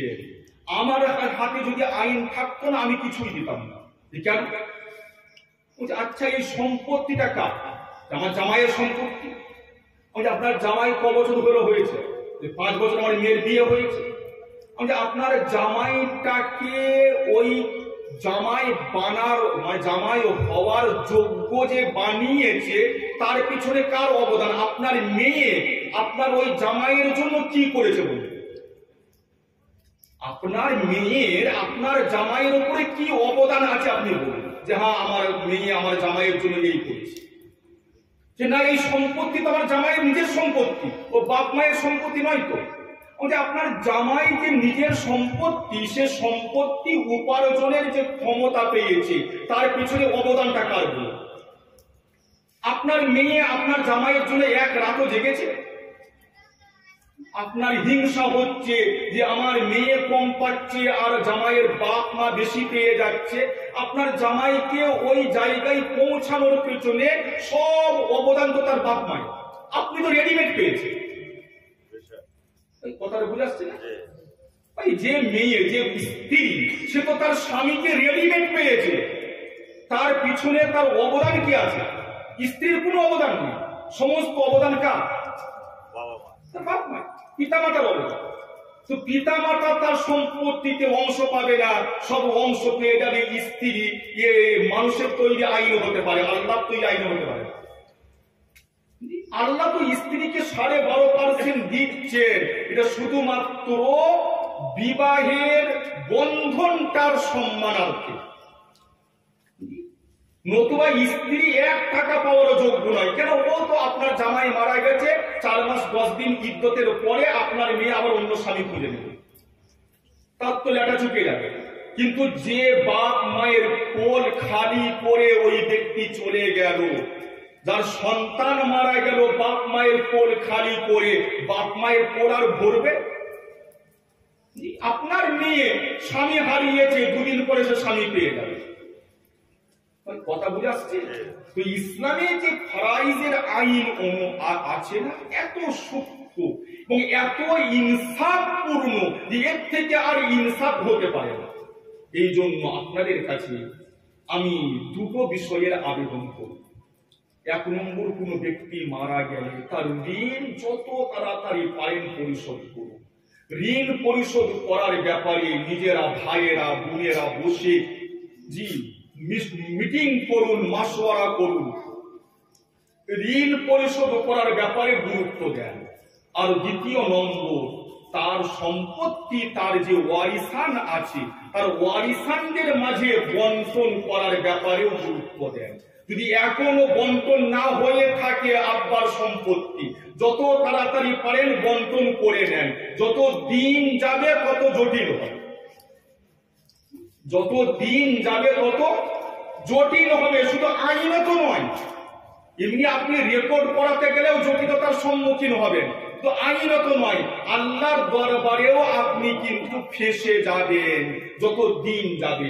যত তাড়াতাড়ি সম্ভব যদি এখনো বাপ মায়ের সম্পত্তি বন্টন না হয়ে থাকে, যত তাড়াতাড়ি পারেন বন্টন করে নেন।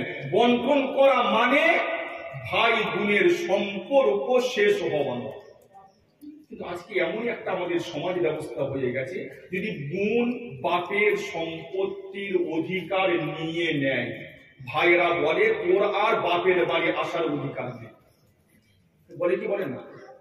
আর বোন মেয়েও মনে করে যে আমি তো বাপের সম্পত্তির অধিকার নিয়ে নিয়েছি, আমার আর বাপের বাড়ি যাওয়া যাবে না। তো বোনের সাথে ভাইয়ের সম্পর্ক রক্তের সম্পর্ক, সম্পত্তির সাথে ওই সম্পর্কর কোনো সম্পর্ক নেই।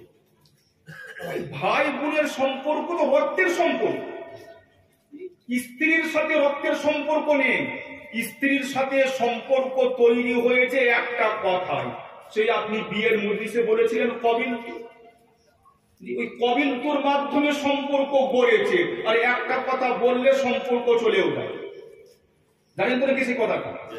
কিন্তু জীবনে কোনোদিন বলবেন না। এই প্রসঙ্গটা এসে গেল, একটু বলে দিই বিশেষ নওজওয়ান ভাইদেরকে। আজকে তো শরীয়তটাকে এক শ্রেণীর মানুষ খেলনা বানিয়ে নিয়েছে।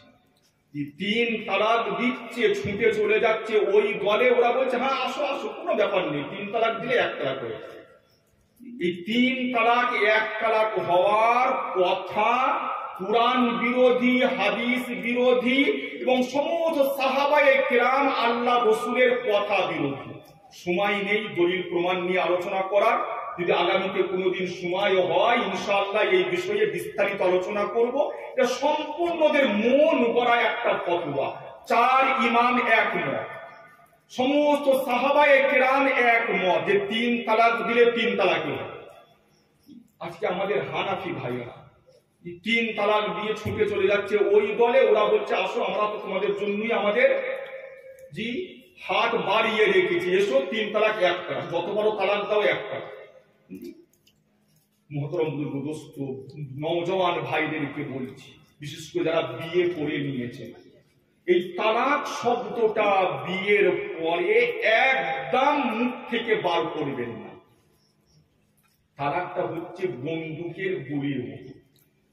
আপনি স্বামী, আপনি বন্ধু, আপনার কাছে তিনটে গুলি আছে, তিনটে তালাক মানে তিনটে ওই বন্দুকের গুলি। আপনি যাকে মারবেন, ইচ্ছা করে মারুন, ভুলে মারুন, ঠাট্টা করে মারুন, যার গায়ে লাগবে সে মরবে কি মরবে না? কথা বলেন।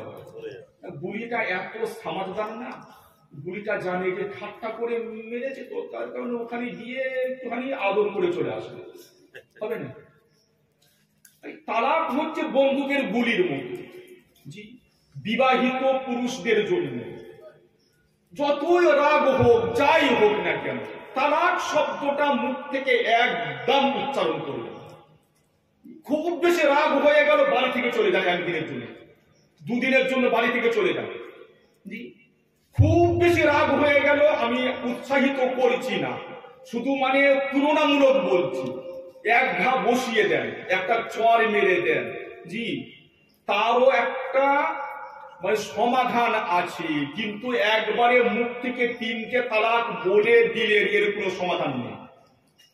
আপনি বলবেন না যে মুফতি সাহেব মানে স্ত্রীকে মারতে উৎসাহিত করছে না, স্ত্রীর গায়ে হাত তোলাটা এটা একদম মানে বড় বড় মানে মানুষের কাজ, এটা কোনো ভদ্র মানুষ করতে পারে না। কোনো ভদ্র মানুষ সেই স্ত্রীর গায়ে হাত তুললে হতে পারে না। আমি তুলনামূলক বলছি যে তিন তালাক দেওয়ার থেকে স্ত্রীকে দুই এক ঘা মেরে দিয়ে অনেক ভালো। রাগের মাথায় ওই তিনবার তালাক দেওয়ার থেকে তিনবার তালাক দিয়ে দিলে ওর আর ফিরানোর কোনো রাস্তা নেই। জি, কিন্তু দু এক ঘা মেরে দিলে একটু ব্যথা থাকবে, দু একদিন একটুখানি কষ্ট হবে, তার উপরেও ব্যথা মিটে যাবে। সেজন্য খুব সাবধান, যাই হয়ে যাক, যতই রাগ হোক। দেখুন, শরীয়ত তালাক দেওয়ার বিধান দিয়েছে, কিন্তু তার একটা পদ্ধতিও বলে দিয়েছে। সময় নেই, অনেক রাত হয়ে গেছে, নতুবা আপনাদের সামনে আলোচনা করতাম যে শরীয়তের তালাক দেওয়ার পদ্ধতিটা কি। একদম পুরো কোরআনের মধ্যে এর বিস্তারিত আলোচনা আছে। আজকে বলে থাকি অনেক, দেখবেন আপনার ইউটিউব ইত্যাদি বায়ান আছে যে হানাফিদের মতে তিন তালাক একসঙ্গে দেওয়া হারাম, ফিদায়া কিতাবে আছে, শরিয়া পায়া কিতাবে আছে, সবরা বলে বেড়ায়। অবশ্যই তিন তালাক একসঙ্গে দেওয়া হারাম, কিন্তু হারাম মানে এই নয় যে দিলে হবে না। তিন তালাক একসাথে দেওয়া হারাম, কিন্তু দিলে হয়ে যাবে। ওই রোজা রেখে মদ খাওয়া কি? কথা বলে, রোজা রেখে মদ খাওয়া যায় নাকি? হারাম তো নাকি? মদ খেলে রোজা ভাঙবে কি ভাঙবে না? কথা বলেন না। যেহেতু মদ খাওয়া তো হারাম, রোজা রেখে মদ খাওয়া হারাম, তো মদ খেলে রোজা ভাঙবে না? ভাঙবে না? কথা বলেন না। তো একসাথে তিন তালাক দেওয়া হারাম, বিদআত, নাজায়েজ, অবশ্যই, কিন্তু দিলে হয়ে যাবে। দিলে যেমন রোজা রেখে মদ খাওয়া হারাম, কিন্তু মদ খেলে রোজা ভেঙে যাবে। যে আল্লাহ তাআলা 28 পারার একদম প্রথম নম্বর আয়াত, জিহার করা মানে নিজের স্ত্রীকে মায়ের সাথে তুলনা করা। আল্লাহ তাআলা বলেছেন নিজের স্ত্রীকে মায়ের সাথে তুলনা করা মুনকারম ওয়া যুরা, একদম জঘন্য কাজ, গুনার কাজ। কিন্তু যদি কোনো ব্যক্তি তার স্ত্রীকে মায়ের সাথে তুলনা করে, জিহার হয়ে যাবে, হারাম, এদিকে হয়ে যাবে। তখন তিন তালাক একসঙ্গে দেওয়া হারাম, অবশ্যই হারাম, কিন্তু দিলে তিন তালাকই হয়ে যাবে। এক তালাক হবে, এটা না আল্লাহ রসুলের কথা, না সাহাবাদের কথা, না চার ইমামের কথা, কারো কথা নেই। ওরা যে বলে থাকে মুসলিম শরীফের মধ্যে আছে যে একসাথে তিন তালাক দিলে আল্লাহ রসুলের জমানায় এক তালাক হতো, এটাও তারা ভুল ব্যাখ্যা করে থাকে, ভুল তর্জমা করে থাকে। আমার এখন মুখির সময় নেই, অনেক রাত হয়ে গেছে, নতুবা বিস্তারিত আলোচনা করতে। এতটুকু আমি আপনাদেরকে বলে যাচ্ছি, বিশেষ করে নওজওয়ান ভাইদেরকে, যারা বিবাহিত বা যারা বিবাহ করবে, জি একদম যতই স্ত্রীর সাথে যাই হয়ে যাক, তালাক শব্দটা মোটি মুখে আনবেন না। যদি একান্তই দরকার হয়, তার প্রসেস আছে, তার পদ্ধতি আছে তালাক দেওয়ার। সেই পদ্ধতিতে শান্তির সাথে দুপক্ষ বসে, পাত্র পাত্রী দুপক্ষের গার্জেনরা বসে, বড়রা বসে তারা মীমাংসা করার চেষ্টা করবেন। যদি মীমাংসা করা কোনোভাবেই সম্ভব না হয়, তখন তারা মিলে তালাকের ব্যাপারে ফায়সালা করবে। তালাক রাগের মাথায় দেওয়ার জিনিস নয়। কথাটা বুঝে এলো? মনে থাকবে কথাটা। একদম কোনোভাবেই তালাক শব্দটা মুখ থেকে বার করবেন না। একদম কোথা থেকে উইকিতে চলে গেলাম, কোথায় কি বলছিলাম, কি বলতে বলতে এদিকে এলাম। আমার একটা জিজ্ঞাসাটা বলেছিলাম, ওইটা একটু বলে দেন। হ্যাঁ, জিজ্ঞাসা বলছেন, আচ্ছা এটা কোন দিক থেকে এদিকে এলাম, আমি তো ভুলিয়ে গেলাম। যাই হোক, তো এই কথাটা যে উনি একটা কথা জিজ্ঞাসা করেছেন, অনেকবারই জিজ্ঞাসা করলেন, অনেকের মনে ওই প্রশ্ন থাকে যে কোন ব্যক্তি জীবদ্দশায় তার সম্পত্তি তার ওয়ারিসানদেরকে দিয়ে যেতে পারে কি পারে না। কথাটা বুঝে গেল? আমার প্রশ্নটা বুঝে গেলে বলুন আগে। কোন ব্যক্তি তার সম্পত্তি তার জীবদ্দশায় তার ওয়ারিসানদেরকে দিয়ে যেতে পারে কি? এই ব্যাপারে একটা ঘটনা খুব সংক্ষেপে শোনাবো, হলো চলে এসেছে, খুব সংক্ষেপে বলছি। মুসলিম শরীফ এবং বুখারী শরীফের মধ্যে এই ঘটনাটা বিস্তারিত বর্ণিত হয়েছে যে এক সাহাবী ছিলেন নু'মান ইবনে বশীর। নু'মান হযরত বশীর রাদিয়াল্লাহু আনহু ছিলেন। বশীর রাদিয়াল্লাহু তাআলা আনহু তিনার যত সম্ভব, মানে হাদিসের মধ্যে তো স্পষ্ট ভাষায় নেই, কিন্তু বর্ণনা দেখে বোঝা যায় যে ওনার আগে একটা স্ত্রী ছিল, বড় বউ। বড় বউয়ের অনেকগুলো ছেলে পুলে ছিল। তারপরে উনি ছোট বউকে বিয়ে করেন, মানে অন্য একজন মহিলাকে বিবাহ করেন। সেই মহিলা থেকে বশীর নামে সন্তানটা হয়। একটাই ছেলে হয় ছোট বউ। ছোট বউ দেখছে যে আমার বড় সতীন, যে তার তো অনেক ছেলে আর আমার মাত্র একটা ছেলে, তো স্বামী মারা গেলে এর বেশিরভাগ সম্পত্তি তো বড় বউয়ের ছেলেরা পেয়ে যাবে, আমার মাত্র একটা ছেলে, ও আর কি পাবে। তাই বশীরের মা উনি স্বামীর কাছে আবদার করলেন যে আমার ছেলে যে বশীর, তাকে একটা গোলাম আপনি হাদিয়া করুন। তখনকার যুগে গোলাম মানে মোটামুটি এখনকার যুগ বলে 15 থেকে 20 লাখ টাকা মূল্য। 15 থেকে, মানে একটা বিরাট দামি সম্পত্তি। তো ওনার স্ত্রী স্বামীর কাছে আবদার করলেন, কিন্তু হযরত নু'মান দেখছেন যে আমার তো অনেকগুলো ছেলে, আমি একটা ছেলেকে দেবো, অন্যদেরকে দেবো না, ওনার মন চাইছে না। তার কারণে উনি এদিকে বউকে মানাও করতে পারছে না, যে না দেবো না বলতে পারছে না। উনি বলছেন যে আজকে দেবো, কালকে দেবো, 1 মাস পরে দেবো, এই করতে করতে 1 বছর পার হয়ে যায়। যখন বউ দেখছে যে এ তো বেশ ভারী মুশকিল, আজকে দেবো কালকে দেবো, খালি বলছে, দিচ্ছে না তো এদিকে, এর 1 বছর পার হয়ে গেল, এখনো দিল না। উনি একদিন জোর করে ধরেছেন বউ, যে আপনি বলছেন খালি দেবো দেবো, দিচ্ছেন না, আজকে আমি ছাড়বো না, দিদি। বইয়ের আবদার, আবার ছোট বইয়ের আবদার। স্বামী তখন নু'মান আর মানে কোন রকম কোনো বাহানা করতে পারেনি। ঠিক আছে, তাহলে আমি আমার ওই গোলামটা ওই বশীরকে দিলাম, কোনো অতি চালাকের গলায় ধরি। তখন বউ বলছে, বশীরের মা, যে ওই রকম বললে হবে না যে আমি আমার ওই গোলামটা বশীরকে দিলাম। আজকে আপনি বলছেন দিলাম, আপনার মরার পরে ছেলেরা বলে আমি জানি না কে দিয়েছে না দিয়েছে, আমরা ভাববো। আপনি এক কাজ করুন, বশীরকে আর ওই গোলামটাকে নিয়ে আল্লাহর নবীর কাছে যান, আল্লাহর নবীকে সাক্ষী বানিয়ে দেন যে আল্লাহ রাসূল আপনি সাক্ষী থাকুন, এই গোলামটা আমি আমার ছেলে বশীরকে দিলাম। কথাটা বুঝে আসছে? বইয়ের আবদার। যখন নু'মান গেছেন বশীরকে নিয়ে আর ওই গোলামটাকে নিয়ে আল্লাহ রাসূলের কাছে, যে আল্লাহ রাসূল এর মা চাইছে যে একে একটা আমি গোলাম হাদিয়া করি, তো আপনি সাক্ষী থাকুন, এই গোলামটা আমি আমার এই ছেলে বশীরকে দিলাম। আল্লাহ রাসূল জিজ্ঞাসা করছেন, তোমার কি আর কোনো ছেলে বলে নেই? হ্যাঁ বলুন, আরো অনেক ছেলে আছে। সবাইকে দিয়েছো? না, সবাইকে ধরিয়ে নিয়ে শুধু এগিয়ে দিয়েছি। তুমি কি চাও না যে তোমার সব ছেলেরা তোমার সাথে উত্তম আচরণ, উত্তম ব্যবহার করুক, তোমার সম্মান করুক? হ্যাঁ অবশ্যই চাই, আমি বাপ চাইবো না? আল্লাহ রাসূল বললেন তাহলে এটা জুলুম, আর জুলুমের ওপরে আমি সাক্ষী হতে পারি না, আমি এর সাক্ষী হব না। তুমি একটা ছেলেকে দেবে, অন্য ছেলেদেরকে বঞ্চিত করবে, এটা জুলুম, অত্যাচার, অবিচার, আমি এর উপরে সাক্ষী থাকতে। এই হাদিসকে সামনে রেখে উলামায়ে কেরামরা বলছেন যদি কোনো ব্যক্তি জীবদ্দশায় তার সম্পত্তি তার ছেলে মেয়েদের মধ্যে বন্টন করে দিয়ে যেতে চায়, ছেলে এবং মেয়েকে সমান সমান দিতে হবে। তো ছেলে মেয়ে নয়, স্ত্রীকে পর্যন্ত সমান দিতে হবে। ওই যে ফারাজের যে নিয়ম যে স্ত্রী পাবে 8 ভাগের 1 ভাগ, ছেলেরা যা পাবে মেয়ে তার অর্ধেক পাবে, ওটা মৃত্যুর পরে জীবদ্দশায় দিতে চাইলে সবাইকে সমান দিতে হবে। কথা বুঝে এলো? এই হাদিসের পরিপ্রেক্ষিতে এই মসলা। আল্লাহ তাআলা আমাদের সকলকে যা কিছু বলা হলো তার উপরে আমল করার তৌফিক দান করুন। আর অনেক করা কথা বললাম, যদি কারো মনে অন্তরে আঘাত লেগে থাকে আমাদের ক্ষমা করবেন। আর আমার লেখা বেশ কিছু কিতাবপত্র আছে, আপনারা আগেও শুনেছেন, বিশুদ্ধ নামাজ শিক্ষা, পুরো নামাজের ব্যাপারে একদম শুরু থেকে নিয়ে শেষ পর্যন্ত নামাজের ব্যাপারে কিতাবে পেয়ে যাবেন। আর ওই বললাম একটা দল আছে যারা ইমামকে মানে না, তারা আমাদের সব নামাজের ভুল ধরে, যে ওই মানে হাত তুলি না আমরা, ইমামের পিছনে সূরা ফাতিহা পড়ি না, জোরে আমিন বলি না, ইত্যাদি ইত্যাদি।